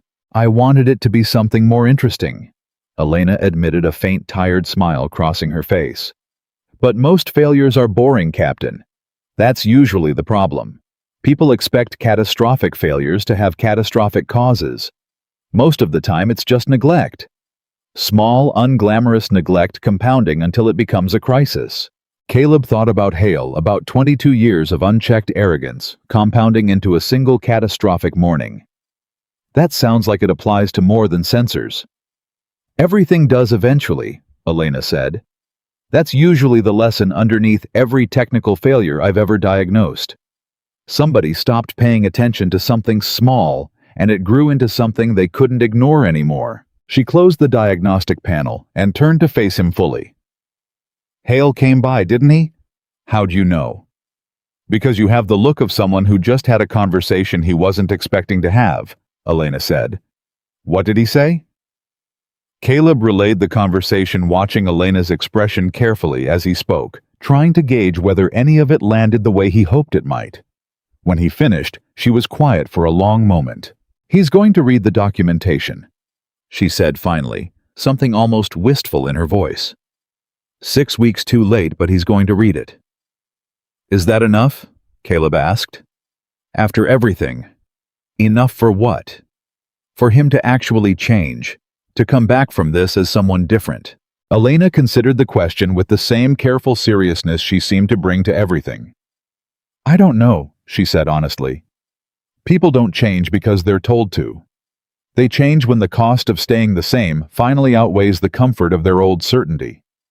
Whether that happened to Sergeant Hale today, or whether it's just fear talking right now, that's something only time is going to answer. What do you think, really? Elena studied him for a long moment before answering. I think there was something underneath his arrogance today that I hadn't seen in 6 weeks.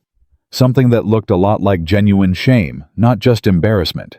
Shame can be productive if someone's willing to sit with it long enough instead of running from it. And if he runs from it, then he becomes exactly what he was before, just quieter about it, Elena said. That's usually what happens to people who mistake humiliation for the lesson itself, instead of using it as a doorway into the actual lesson underneath.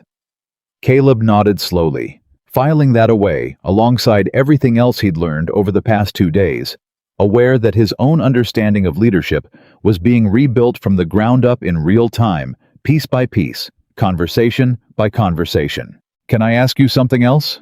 He said. You keep asking that before you ask things, Elena observed. You don't need permission, Captain. Old habit, Caleb admitted. My wife used to say the same thing. Something shifted in Elena's expression, not quite surprise, but a recalibration, the same kind of careful attention she seemed to bring to unexpected variables in her calculations. Used to, she asked gently. She passed away 2 years ago, Caleb said. Cancer. My daughter was 5. I'm sorry, Elena said, and there was nothing performative in it, just quiet, genuine acknowledgement. It's fine. Caleb said, the automatic response of someone who'd said those words so many times they'd become reflex. Then he caught himself. It's not fine, actually, but it's manageable most days. Elena nodded slowly. That's a more honest answer. You said something today, Caleb continued, about competence not needing to raise its voice to be heard. My wife was like that. Quietest, strongest person I ever knew. She fought for 2 years and never once complained, never once made her illness anyone else's burden to carry. That sounds exhausting, Elena said quietly. For her, I mean. Carrying that much alone. Caleb blinked, caught off guard by the observation. Nobody had ever framed it that way before, not as inspiring, not as brave, but as exhausting as a burden she'd shouldered silently because she didn't believe she had another option. I never thought about it like that, he admitted. Strength doesn't have to mean silence, Elena said. Sometimes the strongest thing a person can do is let someone else carry part of the weight. I think we confuse quiet competence with quiet suffering more often than we should. The words landed somewhere deep, somewhere Caleb hadn't expected to be touched today, in a systems lab, by a woman he'd known for barely 48 hours. Is that why you let yourself be vulnerable during Omega? He asked. Telling Klein you were scared? Partly, Elena said. But mostly because I think we've built an entire culture around the idea that admitting fear is weakness, when really admitting fear and acting anyway is the only definition of courage that's ever actually made sense to me. Caleb felt something settle in his chest. Some tension he hadn't realized he'd been carrying since his wife's death easing slightly, not disappearing, but shifting into something more manageable. Thank you, he said quietly. For what? I'm not entirely sure yet, he admitted. I think I'll figure it out eventually. Elena studied him for a long moment, something almost warm passing behind her usually guarded expression. That's usually how the important things work, Captain. You don't understand them until much later looking back. Outside the lab window, the sun had finally dropped below the tree line, painting the training yard in the deep orange light of early evening. Somewhere across the base, 400 recruits were finishing their evening meal, already retelling the story of what they'd witnessed to each other. For what was probably the 20th time that day. The legend of Dale Hale's fall and Dr. Elena Voss's quiet, devastating mastery already hardening into something that would follow this training cycle for years to come. But inside the lab in the fading light, something smaller and quieter was happening. The first fragile beginnings of two people slowly recognizing something in each other that neither of them had expected to find on an ordinary Tuesday, that had started with a gunshot and ended with something that felt against all odds, like the beginning of understanding. "We should probably get some rest," Caleb said finally. "Recruits report at 0600 tomorrow. Full training cycle resumes." "Agreed," Elena said, gathering her tablet and diagnostic equipment. "Though I suspect neither of us is going to sleep particularly well tonight." "Probably not," Caleb admitted. As they walked out of the lab together into the cooling evening air, neither of them noticed the figure watching from the administrative building window. Colonel Pierce, standing quietly with a cup of coffee in hand, observing the two of them with the satisfied expression of a man who understood better than most that the most important victories on any battlefield were rarely the loud ones. They were the quiet ones. The ones that happened after the noise died down, when people finally had space to actually see each other clearly for the first time. 3 weeks passed before the next crisis hit, and when it did, it hit without warning, the way real crises always do. Caleb was midway through a morning tactical briefing when his radio crackled with an emergency call from the medical bay. A recruit had collapsed during a live fire drill, not from injury, but from something that looked, according to the panicked corpsman on the other end of the radio, like a full cardiac event. The name that came through the static made Caleb's stomach drop. Danny Reyes. He was on his feet and moving before he'd even fully processed the information, sprinting across the yard toward the medical building, boots slamming against gravel in a rhythm that felt achingly familiar to the sprint drills he'd watched Hale run just weeks earlier. Except now there was no mockery in the air, only fear. He found Elena already there when he burst through the medical bay doors, standing at the edge of a hospital bed, where Danny Reyes lay pale and unmoving, an IV line running into his arm, a monitor beside him, tracking a heartbeat that looked dangerously irregular on the display. "What happened?" Caleb demanded, breathless. "Cardiac arrhythmia," the base physician said without looking up from her work. "Structural, not stress-induced from what we can tell so far. He collapsed mid-drill, no warning signs beforehand." "Is he going to be okay?" The physician's hesitation answered the question before she even opened her mouth. "We're stabilizing him now. He needs specialized cardiac imaging we don't have the equipment for on base. We're arranging transport to the regional medical center, but what? But the nearest facility with the imaging capability we need is 40 minutes out by ground transport," the physician said. "In his current condition with this kind of arrhythmia, that's a dangerous window." Elena, who had been quietly studying the monitor readouts with an intensity Caleb recognized now as her particular brand of focus, spoke up suddenly. "What about air transport?" "Weather's grounded the medevac helicopter," the physician said. "Stormfront moved in an hour ago. We're stuck with ground transport unless something changes." Caleb felt something cold settle into his chest, watching Danny Reyes's chest rise and fall unevenly on the hospital bed. The same recruit who'd whispered excited disbelief during the Omega demonstration just 3 weeks earlier, now fighting for his life in a way none of them had seen coming. "There has to be another option," Caleb said. Elena was already moving toward the door, tablet in hand, fingers flying across the screen with an urgency Caleb hadn't seen from her since the day of the demonstration. "There is," she said. "Give me 10 minutes. 10 minutes for what?" "To reroute an Argus-linked medical drone from the regional supply depot," Elena said, already halfway out the door. "It's not rated for patient transport, but it's rated for emergency diagnostic equipment relay. If I can get portable imaging equipment here, faster than ground transport can get him there." "Is that even possible?" Caleb called after her. "I don't know yet," Elena called back, disappearing down the hallway. "That's why I need 10 minutes. The next 10 minutes felt like the longest of Caleb's life, standing beside Danny Reyes's bed, watching the monitor track a heartbeat that kept spiking and dropping in patterns the physician clearly found alarming, though she was working hard not to show it in front of him.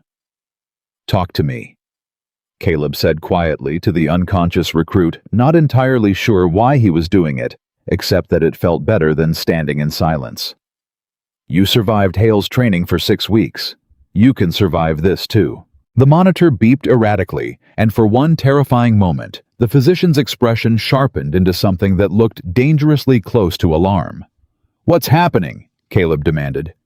"Ventricular irregularity," the physician said, already moving, already reaching for equipment on a nearby cart.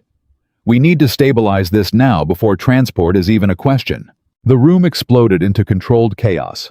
Medical staff moving with practiced urgency, and Caleb found himself pushed back against the wall, helpless, watching a life hang in the balance while feeling more useless than he had in years. That was when Elena burst back through the door, breathless tablet in hand, a portable diagnostic unit tucked under her other arm that Caleb didn't recognize. "I need everyone to clear the immediate area around the monitor," Elena said, her voice cutting through the chaos with an authority that made the entire medical team pause.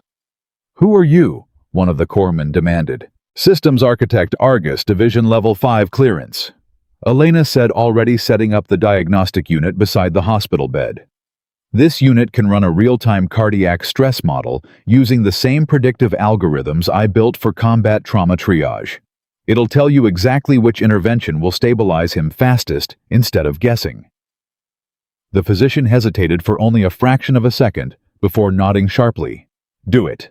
Elena's hands moved with the same fluid precision Caleb had watched her demonstrate on the firing range 3 weeks earlier, connecting sensors to Danny Reyes's chest, initiating a diagnostic sequence that populated her tablet screen with a cascade of data Caleb couldn't begin to interpret. "Come on," Elena murmured almost to herself, watching the numbers scroll across her screen. "Come on, give me something clean." The monitor beside the bed spiked again, and this time even Elena's composed expression cracked slightly, a flash of genuine fear passing behind her eyes before she forced it back down. "Talk to me," Caleb said quietly, watching her work. "What's happening?" "His arrhythmia pattern doesn't match standard cardiac stress presentations," Elena said, fingers still moving across her tablet. "There's something else going on. A structural anomaly the base equipment isn't sophisticated enough to catch." "Is that bad?" "It could be very bad," Elena said honestly. "Or it could be manageable with the right intervention. I need another 60 seconds to run the full model." 60 seconds had never felt so long. Caleb watched the monitor, watched Danny Reyes's chest rise and fall in that same unsteady rhythm, watched Elena's fingers move across her tablet, with a focus so intense it seemed to blur out everything else in the room. "There," Elena said suddenly, her voice sharp with discovery.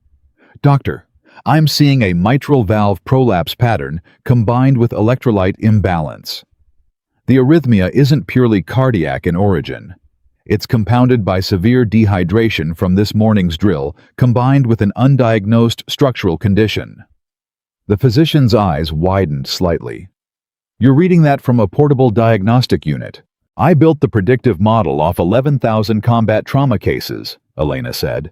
"It's not magic, it's pattern recognition moving faster than a human brain can process manually." "What's the intervention?" "Immediate electrolyte correction combined with a specific anti-arrhythmic protocol," Elena said, already pulling up a treatment algorithm on her screen. "I'm sending you the exact dosing calculations now adjusted for his weight hydration deficit and cardiac presentation." The physician grabbed the tablet, scanning the numbers rapidly, her expression shifting from skepticism to something like stunned respect. This is remarkably precise." "It needs to be," Elena said. "Guesswork kills people in situations like this. Precision saves them." The medical team moved immediately, administering the treatment Elena's model had calculated, and for the next several minutes, the room fell into a tense, watchful silence. Every eye fixed on the monitor, waiting to see if the intervention would take hold. Caleb found himself holding his breath without realizing it, watching the erratic rhythm on the screen, praying silently, in a way he hadn't allowed himself to do since his wife's diagnosis 2 years earlier. And then slowly, the rhythm began to steady. Not immediately, not dramatically, but steadily, the wild spikes smoothing into something closer to a normal pattern, the physician's shoulders visibly relaxing as she watched the numbers stabilize in real time. "He's stabilizing," she said, relief flooding her voice. "Heart rate normalizing. We may have caught this just in time. The room seemed to exhale collectively, tension bleeding out of every person present, and Caleb felt something in his own chest finally release a fear he hadn't fully acknowledged until this exact moment. "Thank God!" he breathed. Elena didn't celebrate. She simply continued monitoring her tablet, watching the data feed for another several minutes, making sure the trend held steady, before finally slowly allowing herself to sit back. "He's going to need that cardiac imaging eventually," she said quietly. This bought him time, not a cure, but it bought him enough time that ground transport should be safe now instead of dangerous. The physician nodded, already coordinating with her team to arrange the delayed transport, and Caleb found himself watching Elena with something that had shifted once again into an entirely new register of respect. "You just saved his life," he said quietly. Elena looked up at him, exhaustion visible in her expression for the first time since Caleb had met her. "The model saved his life. I just knew how to read what it was telling me." "That's not nothing, Elena." It was the first time he'd used her first name, and something passed between them at the sound of it, small, quiet, but undeniable. "No," she admitted. "I suppose it isn't." Danny Reyes's eyes fluttered open 40 minutes later, groggy and disoriented but alive, his heart rhythm steady on the monitor beside him. Caleb was still there when it happened, having refused to leave, despite the physician's gentle suggestions that he get some rest. "Captain," Reyes rasped, blinking against the harsh medical lighting. "What happened?" "You gave us all quite a scare," Caleb said, relief evident in his voice. "How are you feeling?" "Like I got hit by a truck," Reyes admitted. "What actually happened?" "Cardiac event," Caleb said carefully. "You're going to need some follow-up care, but you're stable. You're going to be okay."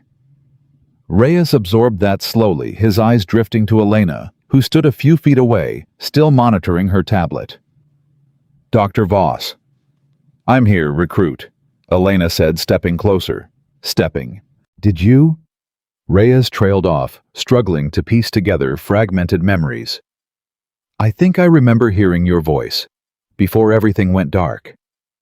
"You might have," Elena said simply. "I helped stabilize you." "With math." Reyes said something like disbelieving wonder in his weak voice. "You saved my life with math." "I saved your life with preparation," Elena corrected gently. The math was just the tool that made the preparation useful in the moment it mattered. Reyes managed a weak smile, his exhaustion evident, but his relief clearer. "I guess I owe you twice now. Once for teaching me that precision matters, once for actually proving it." "You don't owe me anything," Elena said. "Just get better, and maybe drink more water before drills from now on." Despite everything, despite the exhaustion and lingering fear still hanging in the room, Reyes let out a weak laugh, and even Caleb found himself smiling at the small human absurdity of the moment, a brush with death immediately followed by hydration advice.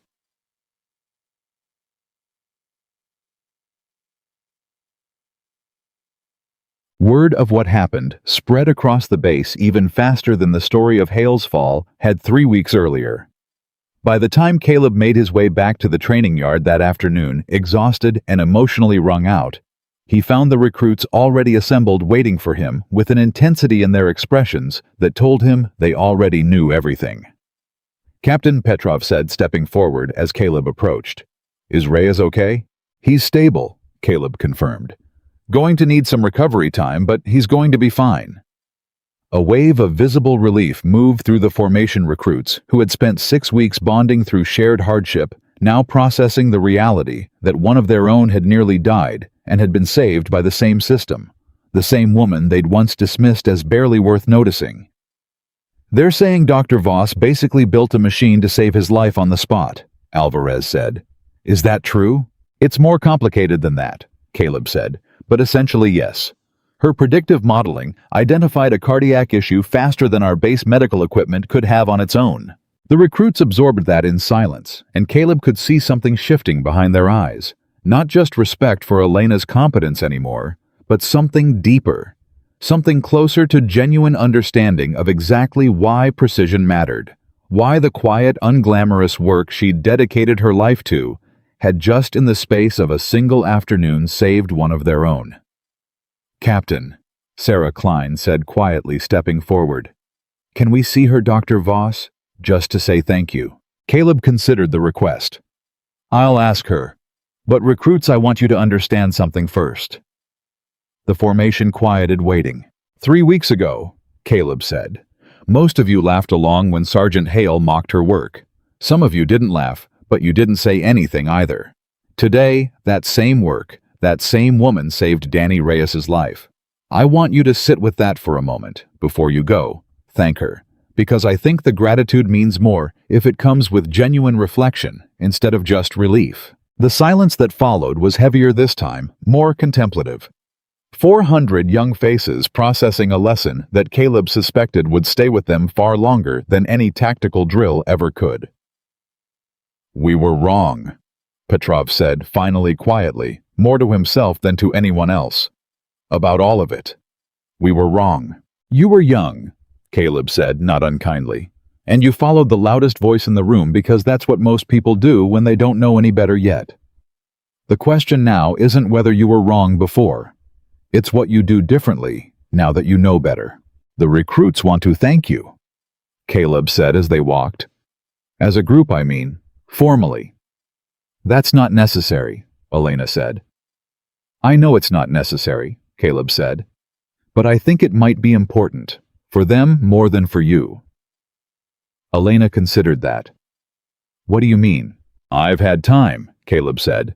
"Watching Reyes on that table today, I kept thinking about my daughter, about what kind of world I want her growing up into. Whether it's one where loud arrogance gets rewarded, or one where quiet competence gets recognized before it takes a near tragedy to prove its worth."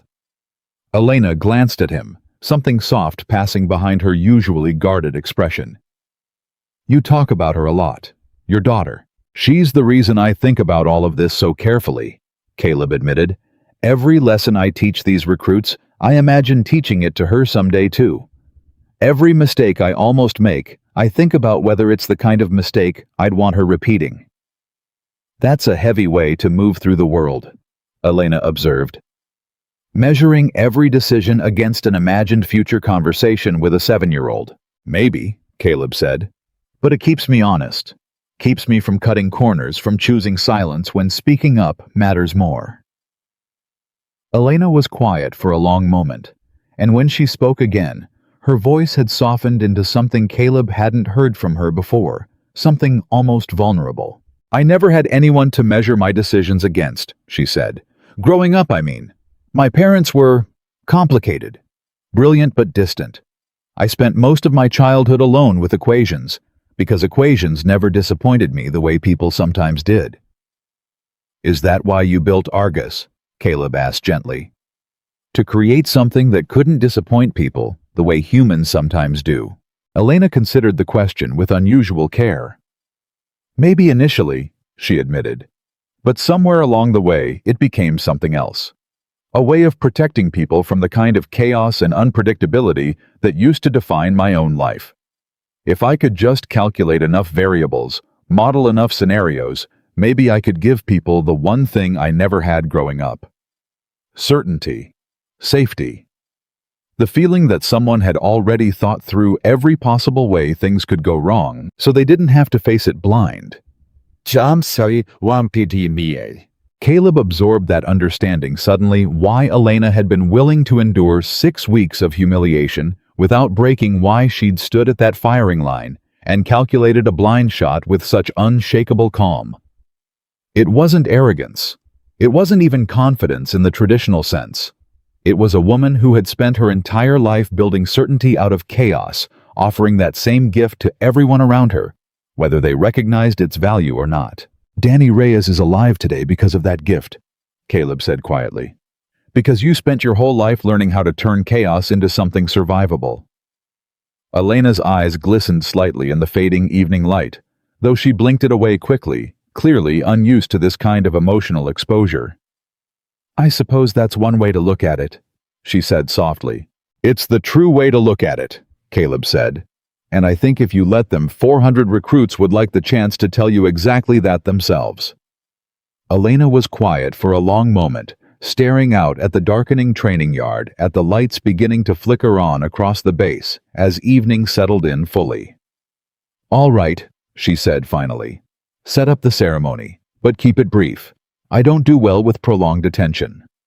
"Understood," Caleb said, allowing himself a small smile. As they continued walking toward the medical bay, neither of them noticed Colonel Pierce watching from his office window, once again coffee in hand. The same quiet satisfaction on his face that had been there 3 weeks earlier, watching two people slowly rebuild, not just a training program, but an entire understanding of what leadership and competence could actually look like when pride finally stepped aside and let genuine humility take its place. Tomorrow would bring the formal ceremony, the recruits' collective gratitude, the beginning of a new chapter for Fort Ashwood's training program. But tonight, walking through the quiet base under a sky just beginning to fill with stars, Caleb Morgan felt something he hadn't felt in over 2 years: hope. Not the loud, dramatic kind that arrived in a single transformative moment, but the quiet, steady kind that built itself slowly day by day, choice by choice, the same way Elena had built Argus, one careful calculation at a time, until something strong enough to save lives finally stood complete. The morning of the ceremony arrived clear and bright, the kind of morning that felt almost too gentle for everything that had led up to it. Caleb stood at the edge of the formation, watching 400 recruits assemble with a discipline that felt different now than it had 6 weeks earlier. Not the discipline of fear, but something steadier, something that had been earned rather than beaten into them. Danny Reyes stood among them, pale but upright, released from medical observation only 2 days earlier against the mild protests of the base physician, who had eventually conceded that watching this ceremony from a hospital bed would probably stress him out more than standing in formation with his fellow recruits. "You sure you're up for this?" Caleb asked quietly as he passed Reyes on his way to the front of the formation. "Wouldn't miss it, sir," Reyes said, managing a weak but genuine smile. "Besides, I owe her this, in person." Elena stood a few steps behind Caleb, uncharacteristically still, her hands clasped in front of her. The same tired maintenance jacket, replaced today by a simple gray uniform that still somehow made her look like she was trying to disappear into the background, even as 400 people prepared to look directly at her. "You okay?" Caleb murmured to her. "I don't like being looked at," Elena admitted quietly. "I never have." "You stood in front of this exact formation 3 weeks ago and hit 12 targets, one of them blind," Caleb reminded her. "This is considerably less dangerous." "Physically, yes," Elena said. "Emotionally, I'm not so sure." Caleb almost smiled at that understanding for the first time, just how much courage it had taken her to survive 6 weeks of humiliation with her composure intact, and how differently that composure worked when the audience in front of her wasn't hostile, but grateful. Colonel Pierce stepped up to address the formation, his presence commanding the same quiet authority it always had. "Recruits," he began. "3 weeks ago, this training program experienced a reckoning. Most of you will remember for the rest of your careers. Today we gather for a different reason." He gestured toward Elena, who stepped forward reluctantly, clearly uncomfortable with the attention, but unwilling to let that discomfort show any more than necessary. "2 days ago," Pierce continued, "recruit Daniel Reyes suffered a cardiac emergency during a routine training drill.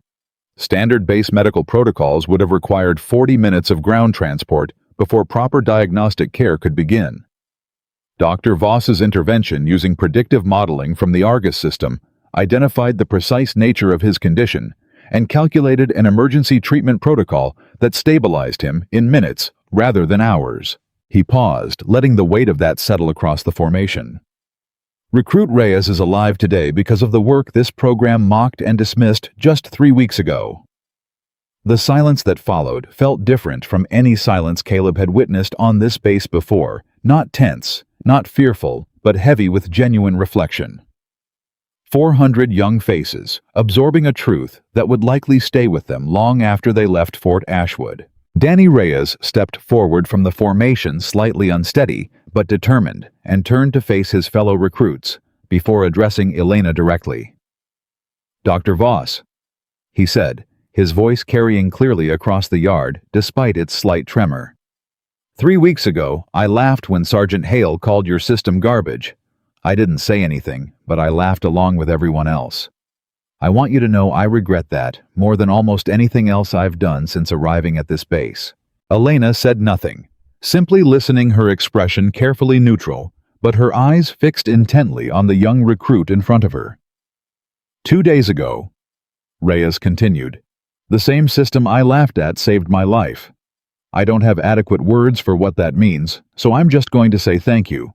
Not just for saving me, for being patient enough to keep doing the work even when nobody around you deserved that patience.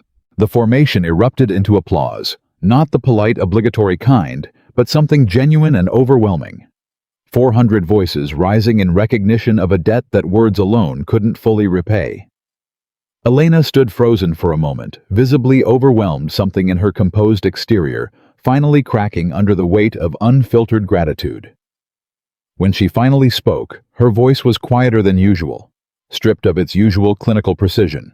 "Recruit Reyes," she said, "you don't owe me an apology. You owe yourself the promise that you'll remember this feeling the next time you're tempted to dismiss someone based on how loud or quiet they are, how visible or invisible their work seems."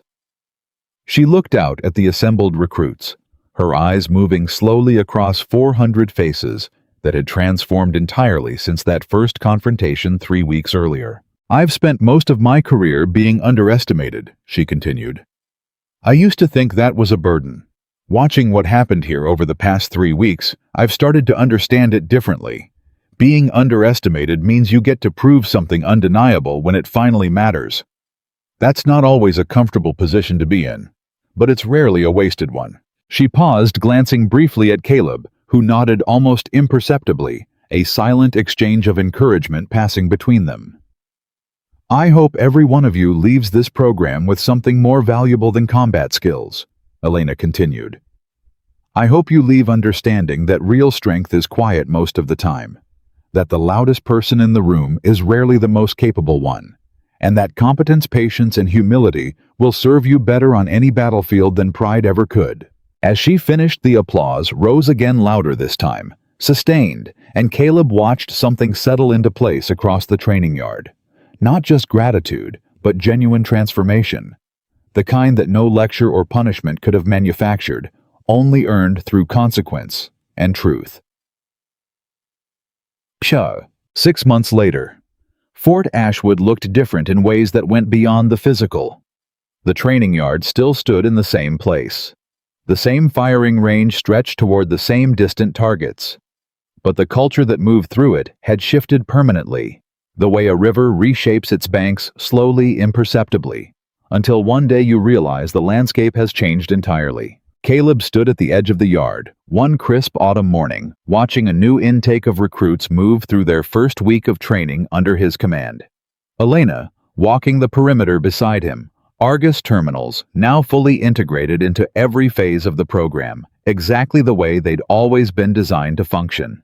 "They're better prepared than the last group," Elena observed, watching the recruits complete a calibration drill with a precision that would have been unthinkable under the old training philosophy. "They're learning from people who actually believe in what they're teaching," Caleb said. "That makes a difference." News of Dale Hale reached them occasionally, filtered through official channels and quiet base gossip. He'd completed his reassignment at Fort Bragg, working administrative review for 6 months before requesting a transfer to a training advisory role, not commanding recruits directly, but reviewing curriculum, ensuring instructors across multiple installations understood systems like Argus before dismissing them. He'd sent Elena a letter 3 months into his reassignment, brief and formal, thanking her for a lesson he said he was still learning to fully absorb. She'd kept it, though she'd never told Caleb exactly what she'd written back, only that she had responded, and that the exchange had felt, in her words, appropriately closed. Caleb thought about Hale, sometimes wondering if the man had truly changed, or simply learned to hide his old instincts more carefully. But he'd stopped needing an answer to that question. Some transformations you witness.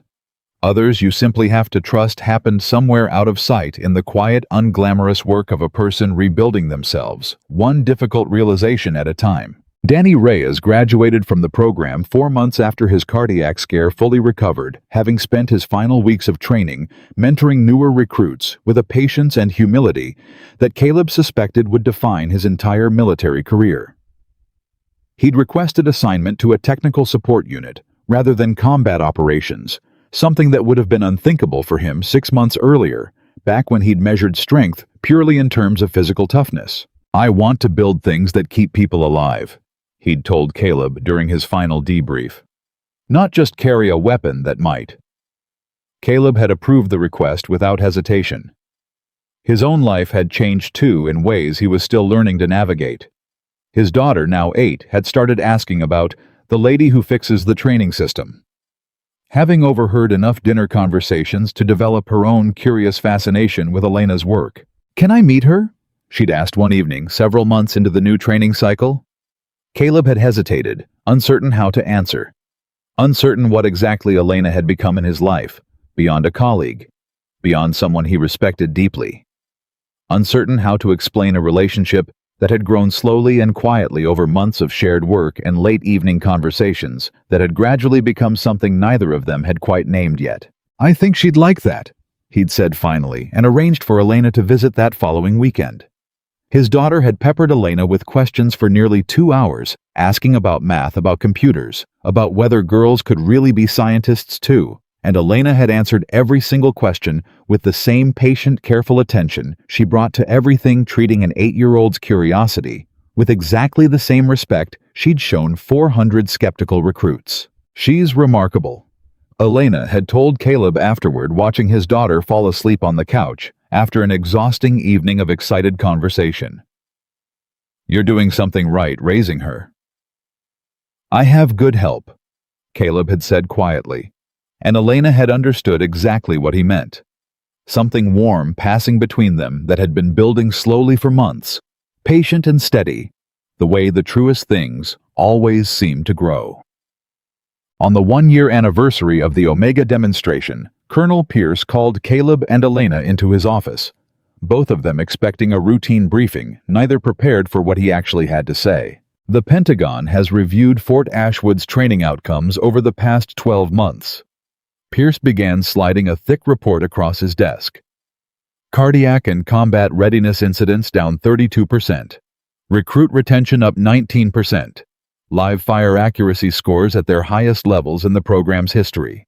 Caleb glanced at Elena, who was studying the report with her usual careful focus, though something in her expression suggested she already knew exactly what the numbers would show. "They want to replicate this training model across 4 additional installations," Pierce continued, "which means, Dr. Voss, they want you to lead the implementation." Elena looked up sharply. "Lead it, not just consult. Lead it," Pierce confirmed. "Full authority over Argus integration and instructor training protocols. They've also—" He paused, glancing between the two of them. "Requested Captain Morgan be assigned as your primary field implementation officer." "Together," Caleb said quietly. "Together," Pierce confirmed. "If you're both willing." Elena glanced at Caleb, something unspoken passing between them. The same quiet understanding that had built steadily over the past year through crisis and calm alike. "I'm willing," she said. "So am I," Caleb said. Pierce nodded, satisfaction evident in his expression. "Then I suggest you both start preparing. This is going to reshape training doctrine across the entire branch eventually. What started here with one demonstration on one training yard is about to reach thousands of recruits across the country." As they walked out of the office together that afternoon, the training yard stretching before them under a crisp autumn sky, Caleb found himself thinking back to that first morning to Elena, walking across the yard with her crate of wiring components unnoticed and dismissed, carrying inside her a mastery that would eventually reshape not just this base, but potentially an entire branch of military training doctrine. "Do you ever think about how different this could have gone?" he asked. "If you'd just walked away that first day instead of standing your ground?" Elena considered the question seriously, the way she considered everything. "I think about it sometimes," she admitted. "But I don't think I ever really had a choice. Not because of stubbornness. Because some truths are too important to let arrogance bury them permanently. Someone had to stand still long enough to prove it. And if Hale had actually listened to you from the beginning, if he'd read that first email instead of deleting it, then we wouldn't have needed Omega, Elena said. The system still would have worked. The recruits still would have learned to trust it. But I don't know if the lesson would have landed as deeply. Sometimes people need to watch pride collapse completely before they understand why humility matters in the first place. Caleb thought about Hale's slow, painful journey toward whatever version of himself he was rebuilding at Fort Bragg, about Danny Reyes's transformation from a recruit who laughed along with cruelty into a young man who now dedicated himself to building things that protected people, about his own daughter, learning that strength could look like quiet patience instead of loud dominance. I think you're right, he said finally, though I imagine it would have been a lot less dramatic. Elena allowed herself a rare, genuine smile. Less dramatic, more boring, but also probably fewer sleepless nights for both of us. I don't know, Caleb said, glancing at her sideways. I think I've come to appreciate the sleepless nights. They led somewhere worth arriving at. Elena's smile deepened slightly, and for a moment, neither of them said anything further, simply walking together across the training yard, where everything had changed exactly 1 year earlier, where a woman nobody noticed had proven with 12 shots and unshakable calm that true mastery rarely announces itself with noise. It waits patient and quiet for the moment when it finally matters most. And when that moment comes, it doesn't need permission to be seen. It simply reveals itself undeniable and complete the way the truth always eventually does. Fort Ashwood's training yard stood exactly where it always had, the same targets stretching toward the same distant horizon. But everything that moved through it now, the recruits, the instructors, the very philosophy that shaped how soldiers were built, carried the permanent imprint of a single, unforgettable morning, when pride finally met its match and the world learned once and for all that real power doesn't shout. It calculates, it waits, and when it finally speaks, everyone listens.